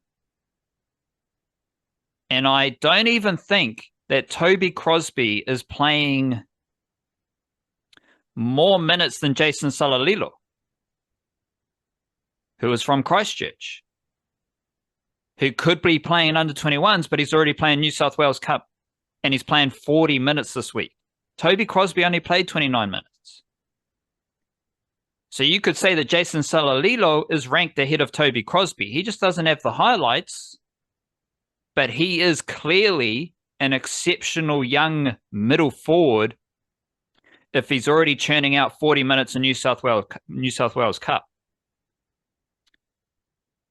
And, I mean, you can check in Lennox Tuiloma's highlights. That dude's he's fast, he's powerful, he's smaller than Neal, he's smaller than Salalilo and Crosby, but his try-scoring highlights from 2024 are just as impressive. Backline, I mean, we haven't really seen Sio Kelly much this season. He's a pretty freaky talent. Kalis Putoko is quietly brewing as the Jersey Flegg under-21s fullback. He was a schoolboy phenom in rugby union. My overall point here is that Bishop Neal's highlights are crazy. Bishop Neal is awesome. There is nothing negative to say about Bishop Neal and his influence in winning, because he's from St. Thomas of Canterbury. He's playing Harold Matthews Cup championships. He's winning shit. But there is no shortage of the freaky rugby league talents in Aotearoa, specifically in the Warriors pipeline. And like you could go basically every tier, starting with Leka Halasima in the NRL team. There is some sort of freaky, hyper impressive rugby league talent in the Warriors system. And like Salalilo doesn't have the try-scoring highlights of Toby Crosby. Makaya Tafua doesn't have any highlights, really. He scores tries, but what does Makaya Tafua do? He smashes people. He's a hooker, and he smashes people. He plays as a small forward in New South Wales Cup, as an under-21s player. Like, there's just so many of these dudes coming through the Warriors system, finishing with the first appearance of the year for Jack Thompson. Now, Jack Thompson, where's he from? Newcastle. No, not Christchurch. Not Christchurch, sorry. Jack Thompson was in the Newcastle Knights under-17 team last year. He left them midway through the season, came to the Warriors, and then the Warriors started to win more games. They won the championship. So Jack Thompson was playing under-17s last year, being recruited from Newcastle Knights. Jack Thompson started in the halves for the under-21s team this week. Jack Thompson might be 17 years old. He might be 18 years old. Who knows? But he's starting half in under-21s for his first game. Who was his halves partner? Jet Cleary. So the Warriors under-21 team, which isn't winning as much, to be fair, but that's all good. Development exercise, producing young talent that helps the New South Wales Cup team win, because they don't lose. The under-21 team had Jet Cleary, one of the most hyped halves in Australia and New Zealand, even though he is currently behind Luke Hanson, who plays New South Wales Cup every other week and is ranked ahead of Jet Cleary in the Warriors system. But the under-21 team, you had Jet Cleary, and another half from Australia who was playing up a couple age groups, having just won the Harold Matthews Cup last year. Didn't play SG ball because he was injured, probably. He's straight into the under-21s team. Then the Warriors, they also go out and sign this other dude, Jai Lanane from the Knights. So the Warriors have just signed 2 halves from the Knights in the last 2 years. The Warriors have signed 2 halves from the Penrith Panthers in the last 2 years. Luke Hanson, Jet Cleary. Like, that's the thing that I've been talking a lot about, is how the Warriors are signing young Australian halves. You can add Sam Healey to the mix because he's a hooker from Australia. But if you go down the depth chart, you've got Luke Metcalf, Tanner Boyd, Luke Hanson, Jet Cleary, Jack Thompson, and Talon Egan's just around there. Talon Egan's been playing under 21s, bit of fullback, little bit of halfback, but he was 18th man when Jack Thompson returned. Next year, they'll add Jai Lanane, and there's a whole bunch of Kiwi halves as well. So to end this Warriors extravaganza, before I blow my voice once again, I'll repeat this. This is the best, most fabulous halves depth the Warriors have ever had. There's a lot of Australians, but there's also a lot of Kiwi halves. You know, Maui Winatana Patalasio, Noah Jensen. You had 2 halves from Aotearoa in the Harold Matthews Cup team. So last year they won with Jack Thompson. This year the Warriors, they're starting halves in the final. Hinkley Ioka and Alapati Tusa Songia. Tyson Hansen didn't play the final. He's also another playmaker from Aotearoa. Once again, this is the best halves depth that the Warriors have ever had at a time where there is an abundance of extremely impressive youngsters on the rise, whether they are the Bishop Neal type of X-Factor unique freaky talents or just really good rugby league talents like Theon Amatuano, Jason Salalilo, Makaya Tafua, and so on and so on. Crazy time for the Warriors.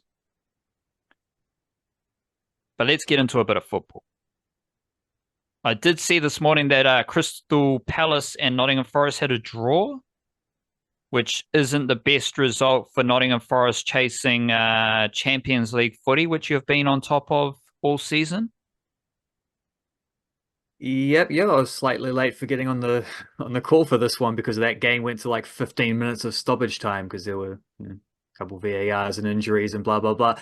But it was a frustrating one, and it feels like Nottingham Forest are kind of not quite limping to the finish line, but they're definitely like that's a small squad which has played it's not a small squad, but it's a small squad of players that are in favor with the coach, and that's, it's the end of a long season. They made a cup run as well, and I think there's a lot of tired legs out there that are just struggling to quite get to the finish line with maximum results, which is tough because, for one thing, Chris Wood needs to score another goal in order to get to his 20th of the season. Like, he wants to hit that milestone. He said at the start of the season he was aiming for that milestone. No one believed him. Now he's actually maybe going to do it, but didn't get there today. He nearly got a penalty. He got like an arm around his shoulder at one point late in the first half. Looked like he got dragged down, but they didn't give it, so didn't get to score the 20th on that occasion. And yeah, a 1-1 draw leaves them in 6th place. Top 5 gets Champions League. So right now they're on the outside looking in,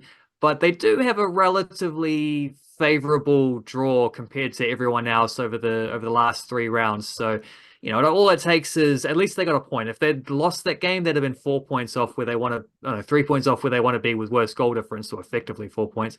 Here it is if one one or two of those teams above them slip up, and next week they might be able to get back into the five. And certainly, if they can win their last three, I think there's a very good chance they will finish top five. If they don't, I mean, probably still going to get Europa League. Like they're still going to get some European football next season. Won't be as cool as Champions League, but it'll still be something to reward them for what's been an outstanding season. So yeah, it's a little bit grueling at the moment for Nottingham Forest. They don't quite look like, especially such a great counter-attacking team. You think of like the energy that takes to be able to burst away, and if you're only at 85%, not 100% there, you maybe don't quite have the legs to see that one through. So it feels like it feels like they're sort of slumping a little bit to the finish line, but there's still a good chance of getting that Champions League footy there for Woodsy, and also for Reading FC Player of the Season Tyler Binden as awarded on the weekend. So, and maybe for Marko Stamenic, champion of Greece, Denmark, and Serbia. We'll see. I did actually read a rumor this morning that his old Serbian team, if Nottingham Forest send him out on loan next season, I suspect if they loan him, they'd want to loan him to a team in England to get him more acclimatized there.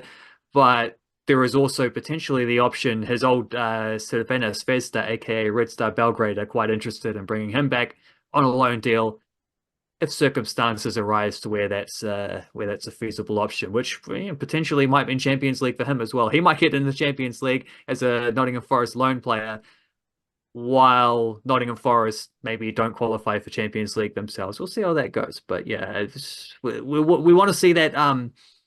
We want to see the Kiwi triumvirate all there at the same time. A centre back, a centre midfielder, and a striker. That Kiwi spine at Nottingham Forest. We want to get that sooner rather than later. But at the moment, it's just up to Woodsy to try hold the fort down for the other two before they arrive. Before we get into Phoenix and Auckland FC, just run through the Kiwis in the A-League. Because I see here that Kelly Brown was the Golden Boot winner in the A-League Women. I also saw a highlight for Claudia Bunge. So just round up the Kiwis playing in, I don't think Kelly Brown was playing in A-League finals, might be wrong there, but who's doing A-League stuff from Aotearoa? Because we do put the spotlight on the New Zealand franchises. I will add, I was watching a bit of that Phoenix game against Perth, and shout out to Perth and Ollie Sale for getting the dub. But the first goal kick that I saw from Ollie Sale did go out on the full. So I just wanted to get that out into the world. Good touch finder from Ollie Sale. He'd be a good rugby union player, wouldn't he? With being able to, you'd want him on those clearing kicks. Not so much in rugby league, with the old out on the full rule applies a little bit more strictly. But it's the penalties. Like throughout my lifetime, the Warriors have always had the shortest penalty kick for touch distance. And I think Ollie Sale might help that. So if he can tackle, get him in there. If he can tackle. That might be asking a little much. I don't know. He got tackled himself in that Auckland FC game last week, didn't he? From a corner kick, couldn't get through the physicality and conceded directly from a corner. So, Kiwis in the A-League.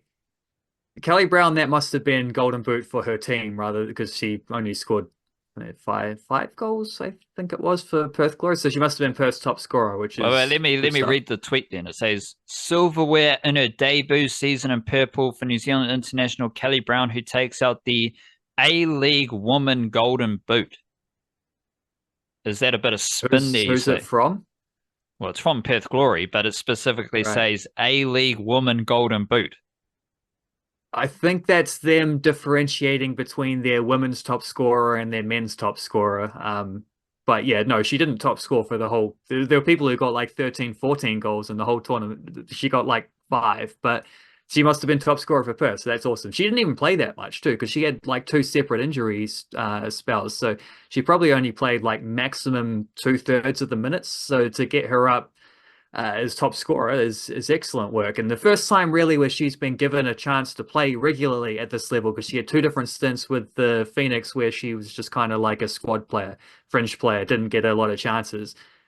got a lot of chances for Perth and was really good for them and earned a debut for the Football Ferns as a result. So I think Devin Jackson might have actually pipped her though, because I think Devin Jackson playing for Newcastle Jets might have got to 6 goals, which would have been the most for a New Zealander. Didn't have like a Hannah Wilkinson or anything at one of the big clubs scoring a bunch.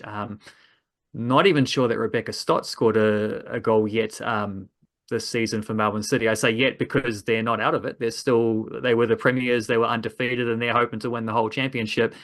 But yeah, Claudia Bunge all of a sudden might actually catch all of them because she's, as a centre back, just keeps popping up from corners. I think she scored 2, didn't she, for the Melbourne victory on the weekend?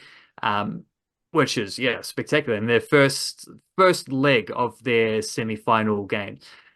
Canberra did sneak into the playoffs with Ruby Nathan, I think, getting a little bit of time off the bench. Liz Anton had already left to go play in Norway before the playoffs, so she wasn't there for that, but they got knocked out in the first round. Claudia Jenkins is Adelaide United. It feels weird counting Claudia Jenkins as a New Zealander because we didn't know she was a New Zealander until she got called up to a Football Ferns squad. And then the Football Ferns didn't even play during that squad, so she still hasn't played for New Zealand, but we're calling her a New Zealander now, apparently.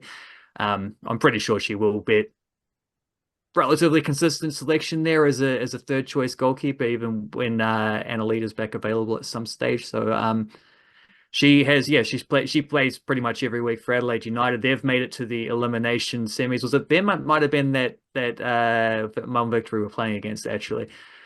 And then, or was it Central Coast? I forget. The two Melbourne teams get me confused sometimes, but they Central Coast were the other team are in there. They don't have any New Zealanders. Who have I not mentioned there from my list? That's everyone except for Brianna Edwards. Went to Sydney FC, started the season with them, got dropped, got recalled, got dropped again. And then not only did she get dropped, but they signed they signed 2 other goalkeepers from outside the team to come in and play in front of her. So not sure what's going to happen there in the future. But unfortunately, even though she seemed to play okay, right, don't think it quite deserved the rollicking ride that it appears to have been for Brianna Edwards at Sydney FC. But yeah, leaving the Phoenix didn't work out particularly well for her, although she wouldn't have been playing number 1 as the Phoenix either because they had an import goalkeeper again on the men's side. Ollie Sale at Perth, Storm Rue at Central Coast. Ollie Sale, their Perth team was pretty bad, but he was okay. He got dropped at one point, but he won his spot back. That just happens every year for Ollie Sale at Perth. Storm Rue isn't actually starting a lot for Central Coast Mariners at the moment. Lockie Bayliss has had a decent year with Newcastle Jets, but Dane Ingham hasn't played that much. I think he's been injured for them a bit, and that's kind of it for New Zealanders at other things. Although it just sounds like Sam Sutton's going to be joining Ollie Sale at Perth next season, so that'll at least boost it out a little bit. But yeah, again, like we don't have a Hannah Wilkinson type player, and other than maybe Rebecca Stott holding it down at the back there, certainly for Melbourne City. Don't have like a goal scorer there. On the women's side, don't really have that type of player on the men's side either because Costa Barbarouses is a Phoenix player again now, all those years he was just banging them away for Sydney and Melbourne Victory. Don't really have an equivalent player at the moment. Marco Rojas as well, not playing for one of those teams as we've had it in the past. So it's a little bit skint actually for the New Zealanders at the A-League teams. It's this season's a little bit of a down year compared to the last couple. But we do have an extra A-League team. So is Moses Dyer the dude with the best football highlights? Like, is he the Toby Crosby, Bishop Neal type of footballer? Because I was thinking about it, and I was like, yeah, you get the odd banger from the odd Kiwi footballer. They might, score from outside the box, but no one's really going to dribble around the whole team or anything. You don't really get the wowzer type of highlights from the Kiwi footballers until Moses Dyer goes to Ireland, I think, and he starts to bang those in. So is he like the best candidate for that honor? He might be. He might well be. I mean, it depends if you like, mate, like Callum McCallum's had some good ones recently. Eli Just at the start of the season was scoring long range curlers pretty regularly, although he's had quite an injury at a time of it recently. The only one I could think of off the top of my, because even like respectfully, Chris Wood's highlights are amazing this season, but they're not those type of highlights, right? So the only one I could think of who would go close, I'm just scanning quickly through my list, through the long list. to see, I think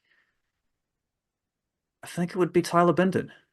It would be the closest rival. Again, different type of highlights, but just as amazing, if not even more amazing, because we've seen this season Tyler Binden last man sliding tackle from behind still manages to get the ball and prevent a goal. We've seen him diving headers on the goal line. We've seen him with a header off the goal line where he had to hang on to the post in order to balance himself and make that clearance.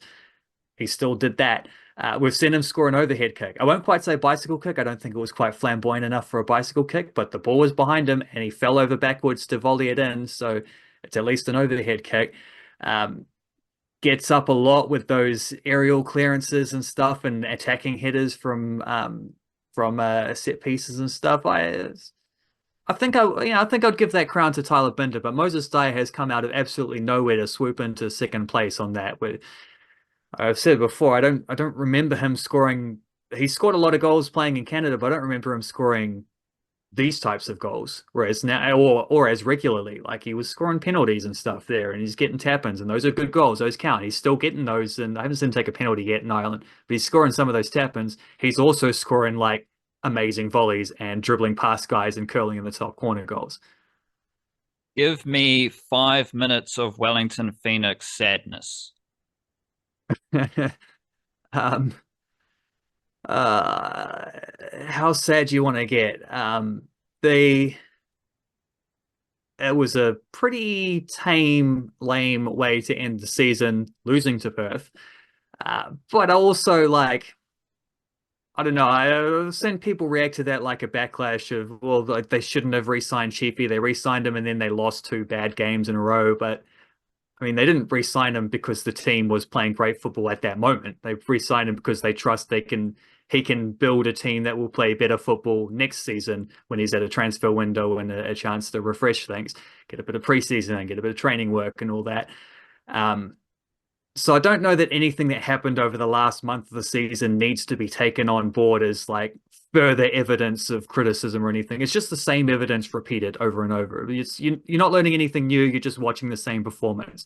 And that feels like it's piling up on top of each other, but it's not. It's just like watching reruns of a TV show. It's the same stuff.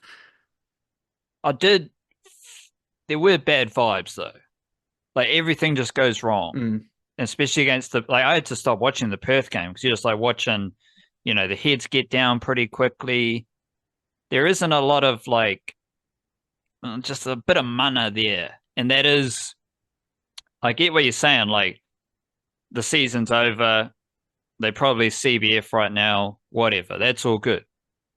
But a lot of those players are still going to be there under Chiefy. A lot of the young players are still going to be developing under Chiefy into next season. And the way in which their vibes, you start the game, you got a bit of hope, you're trying to get through your system. The speed at which that turns to sadness was alarming for me. And that's probably the thing that I'm trying to hit at, is just like, the vibe is just bad. Yeah, and it happens at the first setback is where it's really frustrating. It's like the first time you can start the game well, and then you concede a silly goal, and it's a completely different performance from that point onwards. And they've got some nice energy off the bench from a few of those youngsters recently. Like I thought there was some decent stuff from Luke Brooks-Smith during that game. Didn't really work, but I liked the intent of seeing a Phoenix player who's willing to dribble. They didn't really have anyone else this season who'll do that. And also, I thought Nathan Walker was really good off the bench too later on when he came on. And again, like not everything worked. And like, Jesus, they got to work on crossing. And when get into that preseason stuff, they got to work on their crossing because not good. But at the same time, I guess you also do want to have someone to cross to, which isn't always the available option for them as well. But yeah, like you'd see Nathan Walker do that a couple times where he makes a great run or plays a little 1-2. His technique seems to have gone up by levels and levels throughout the season from the start to now. But then he'll rush the cross and slice it behind for a goal kick or something like that. or overhit it, where all you got to do is just lay that one gently into the, pull it back to the penalty spot or something where Costa's dropped off or whatever. It's little bits of awareness like that. You start playing at 100 miles an hour and you continue playing 100 miles an hour for the rest of the play, where actually you sort of need to have that ability to go up and down through the gears, even in short moments like that when you're involved. And I think that's probably part of why the vibes got quite bad, is because you had a lot of young players who don't know how to handle those moments, who haven't been in that kind of pressure before, and not enough senior players. They have senior players in that team. It's not like there's none of them, but they're not necessarily the senior players that like take over the game when you need someone to take over the game like that. Little bit of that from Rufa, little bit of that from Costa, but even then Costa's quite reliant on service and being able to combine with players. And when that hasn't worked, it really hasn't worked throughout the season. So they don't get a lot from their imports. I think there's also a language barrier, with some of a couple of the imports are Japanese. One of them's an English fella. It's not necessarily, well, two of them are English. Not necessarily, one was Portuguese. Maybe there's some disconnect there. Like, where I don't know, but they really, like, to be honest, there was disconnect across the park, wasn't there? It's throughout there, and you just got to hope that they can get the balance of the team right next season, because I think that's where it all started. Was the balance was never right, and everything else is just consequence. Speaking of disconnect, we did have a little bit of disconnect in our bonus podcast last week when we tried to roll out whatever we were trying to do for Auckland FC. And I obviously had to sit with it and meditate on it for a couple of days. And I have come back around. Like, my point that I want to explore here, and I want to do this now because Auckland FC had a loss to Western United. No real implications, nothing really important. Like, they've won the Premier's Plate. They're in the A-League finals, all good. Not too fussed about that game. But I do want to make the point that Auckland FC have a lot of depth. And this is something that I've been pondering with the Warriors. I reckon the Warriors are at least 2 deep in every position, at least for the Warriors especially. And I want to just express that for Auckland FC, but I also want to make the point that Auckland FC have a development pipeline like the Wellington Phoenix. So that's where I'm coming from. And I just need to double check. So I've got the A-League lineup. This is another thing we were tracking. Auckland FC, fairly solid team selected for this game against Western United. They didn't change too much. But it says substitutes here. Were these subs on the field? Or were they just like the guys who were part of the squad? Because it's like, if the A-League page, it's got the formation, then it's got substitutes, then it's got the whole extended squad. So did Michael Wild get on the field? Did Howison, Elliott, Brimmer, Smith, Randall, Moreno get on the field against Western United? Yes, all of those guys except for Vald and Howison, which Vald, par for the course, he's been on the bench and not played in every single game. Didn't get the alternate start he might have hoped for. It was Alex Paulson again, as we sort of suspected, as they were just going to play more or less their best team. Interesting note on Howison, though, because he was an unused sub in a game that they lost. Well, he was also injured for both of the other 2 games that they lost. So I think he's the only one of guys who have, been regulars throughout the season who has yet to play in an Auckland FC defeat. Like, he's still undefeated as an A-League player. He hasn't lost any games. He was in the squad for this one, but he was an unused sub. So I'm even more confused. So these are substitutes who are like there on the bench, and then they've got another whole list of the extended squad that just must be the extended squad. So I can't actually find anywhere where the subs, like, just something to tell me the subs that came on the field, like stuff, basic information. Let me look. No, I can't be bothered. Who cares? Like Elliott and Moreno came on at Yeah, halftime, and Bremer. They made a triple sub at halftime. Elliott, Moreno, and Bremer all came on. Jesse Randall played the last 20, and Tommy Smith played the last 10. boom, there we go. So Randall was the only kind of youngster who got a game against Western United.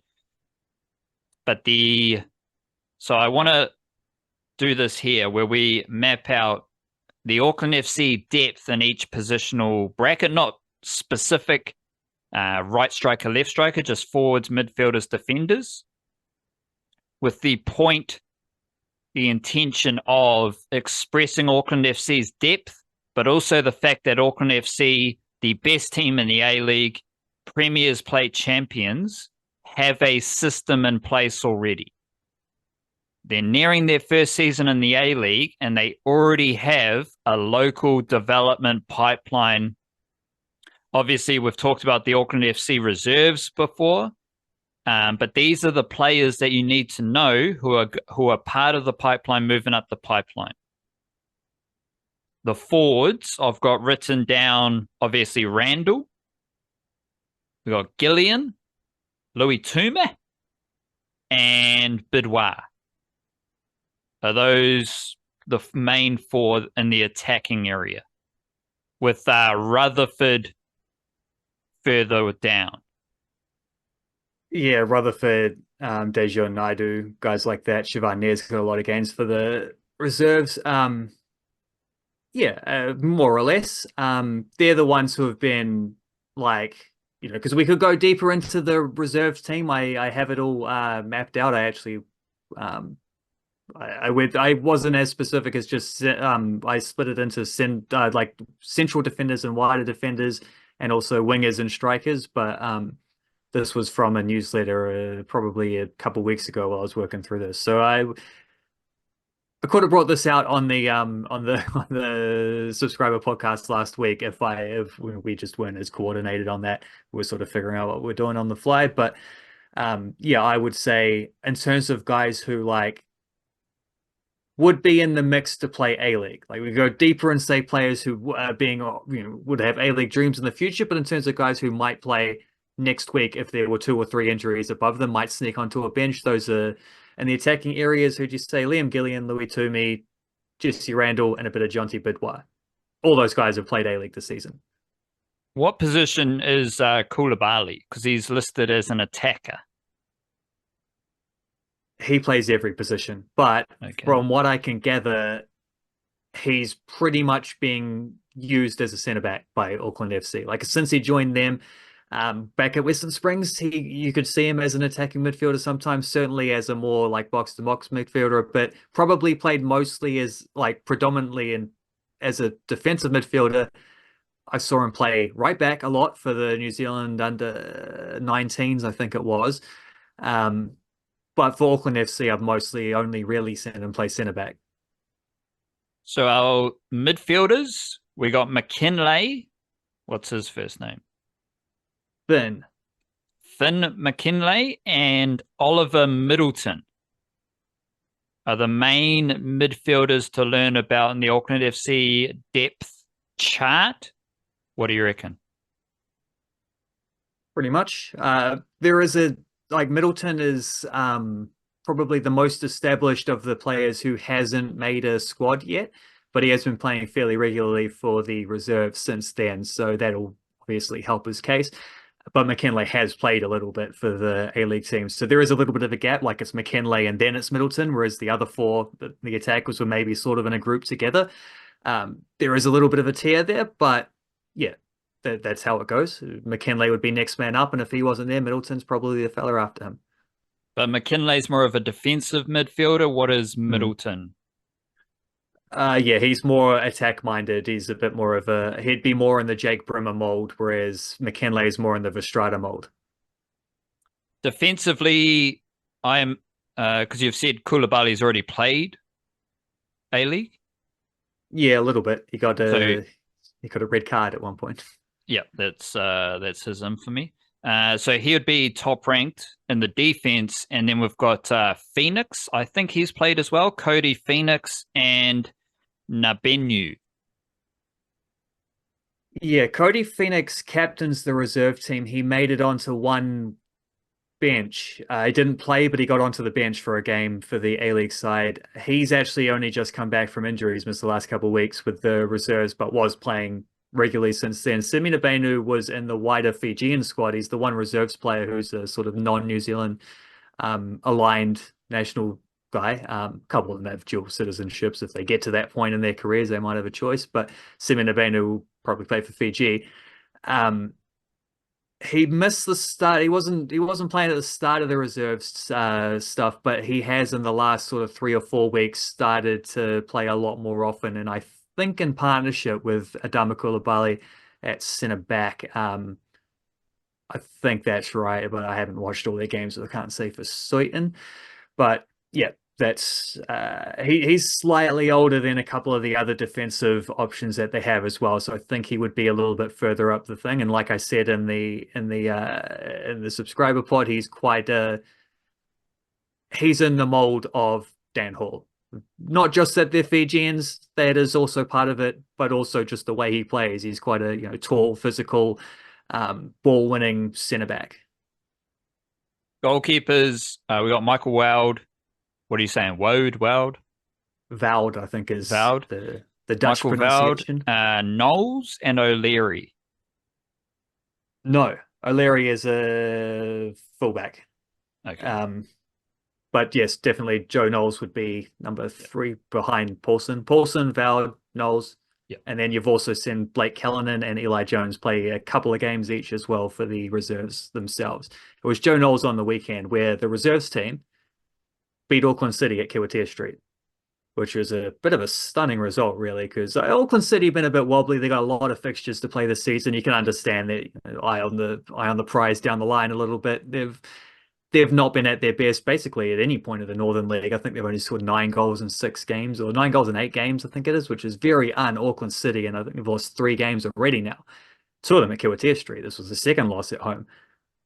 But the Auckland FC reserves had only won 1 game up till this point, and it was against last place Manurewa. So this was a massive turn up for them. Jonty Bidwell with the goal. So shout out to that bloke. But yeah, Joe Knowles was in goal for that. Kept a clean sheet at Kiwitea Street against Auckland City in a victory.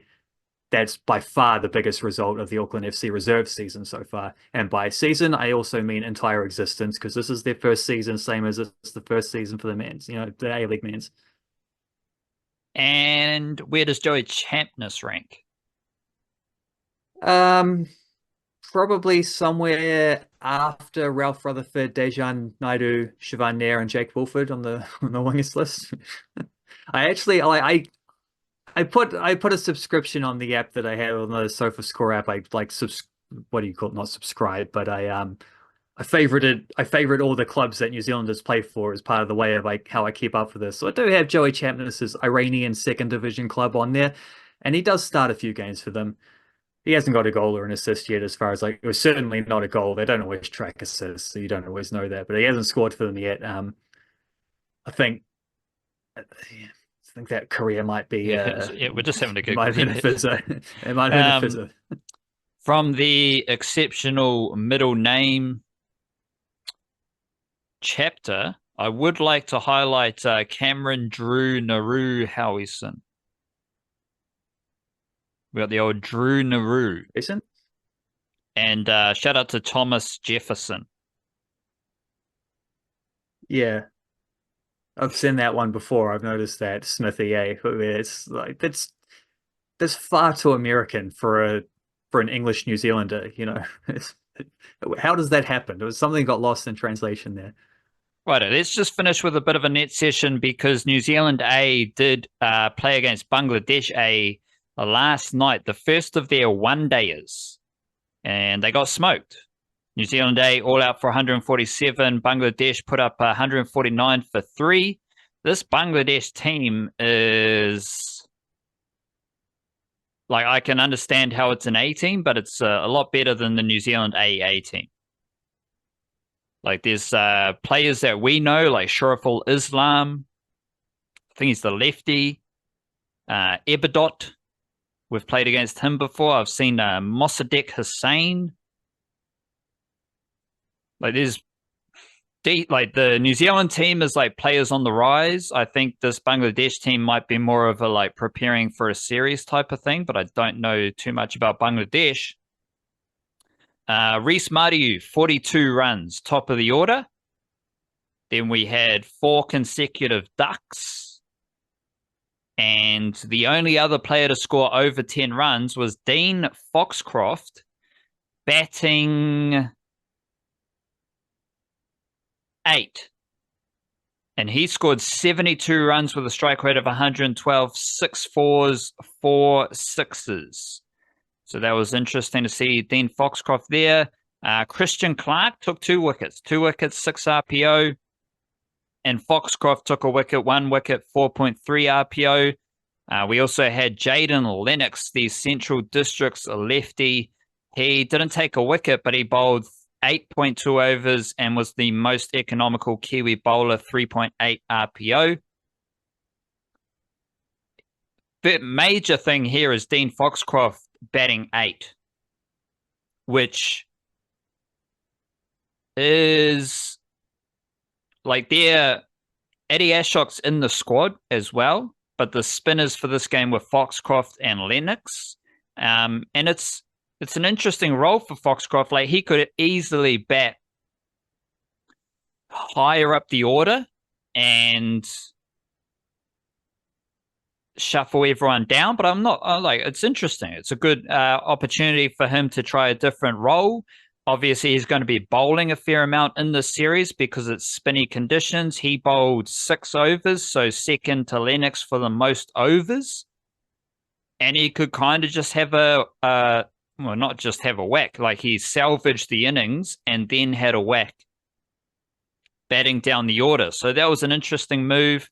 Reece Mariu scoring runs, saw a reverse sweep, saw a sweep. He's got those skills as we've seen all summer. And I think Reece Mariu he's one of my players. I've got him and Ben Lister as the best chance lads in this series. Lister, he scored 4 not out, so shout out. But he went for 8 RPO, bowling 5 overs at the top.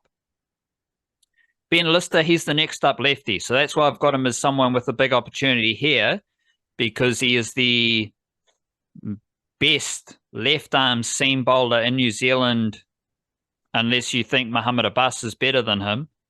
And I think the Black Caps could do with a lefty seamer, so watch out for Ben Lister, especially in these tough conditions if he can find a way to be effective.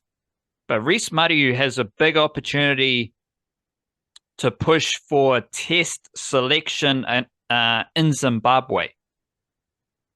And if he's scoring runs, I predict that Kane Williamson will not play in Zimbabwe because he can do what he wants. And that will open up a top order batting opportunity. And I think Reece Mariu is the bloke who can take it. Either opening, like Reece Mariu and Tom Latham open the batting.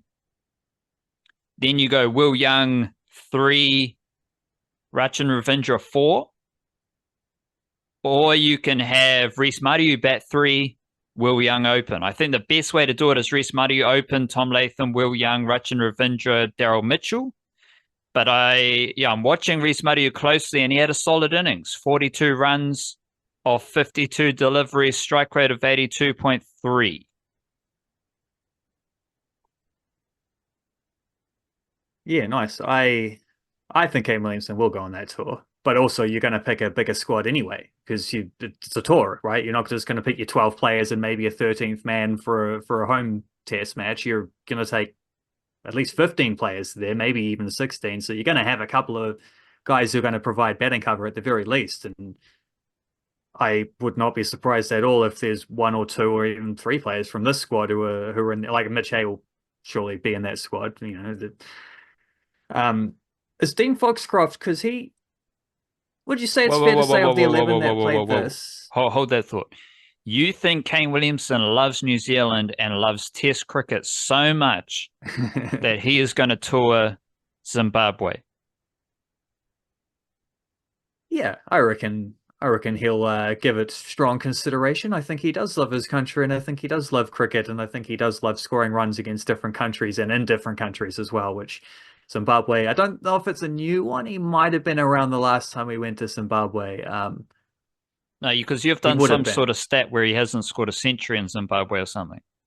I can't remember if Zimbabwe was one of them. I'm gonna have to look this up before we finish here. Yeah, It's I the think it countries is. that he scored hundreds in. It might. Well, what we were hoping for was that he would add Afghanistan to the list. Was when Yes, I yeah, had yeah, that yeah. stat. But I But don't know if because he's I, yeah uh, the stat is that he scored hundreds in like 10 different countries or something.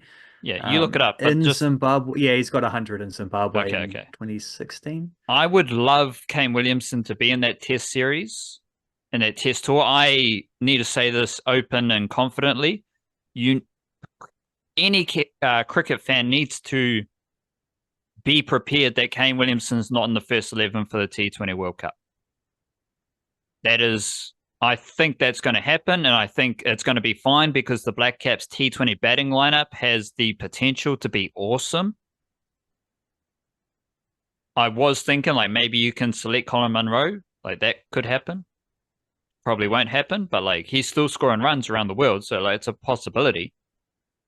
But if two things would make me very happy, if Kane Williamson does not play the T20 World Cup, and if Kane Williamson does play the Test series in Zimbabwe, if those two things happen, if one of those things happen, no, wait, I'll be happy either way.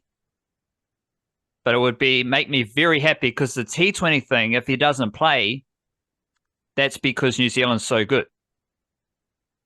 I mean, like, how do you select them over Finn Allen, Tim Seifert, Glenn Phillips, Rachin Ravindra, Daryl Mitchell? How does Kane Williamson, the T20 batter, be selected ahead of those players?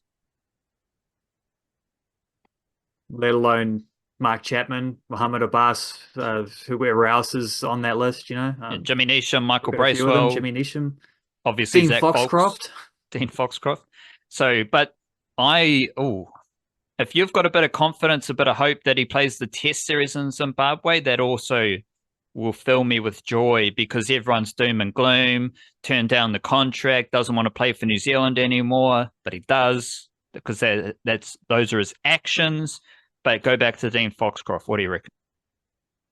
Well, the only country Kane Williamson's played in and hasn't scored a Test century is South Africa. Obviously, we didn't get to play that game in Afghanistan, so that didn't get to happen. But there is a rumored tour of South Africa. Often the Black Caps will tour South Africa after Zimbabwe. I don't know if that's straight after, though. No, obviously not, or we'd know about it. But what I was going to say about Dean Foxcroft is, would you say of the 11 that played in this, would you say he's the most established international cricketer of those guys? Obviously, Mitch Hayes played a lot more recently. Maybe he'd have a case. Quite a few of them have played for the Black Caps, but Foxcroft seems like the one who's probably played the most over the longest amount of time, maybe. No. My gut is Mitch Hay, just more games straight up because Foxcroft's only played 5 T20s, 1 ODI. Lister's played a lot under the radar, mainly T20s, I think. 12 T20s, 3 ODIs for Ben Lister. Mitchell Hay, what's he done? Mitchell Hay has played 10 T20s, 7 ODIs. So I would say Mitch Hay, Ben Lister, then Dean Foxcroft, then you're getting into the Mohammed Abbas, Nick Kelly, Josh Clarkson territory. And yeah, okay.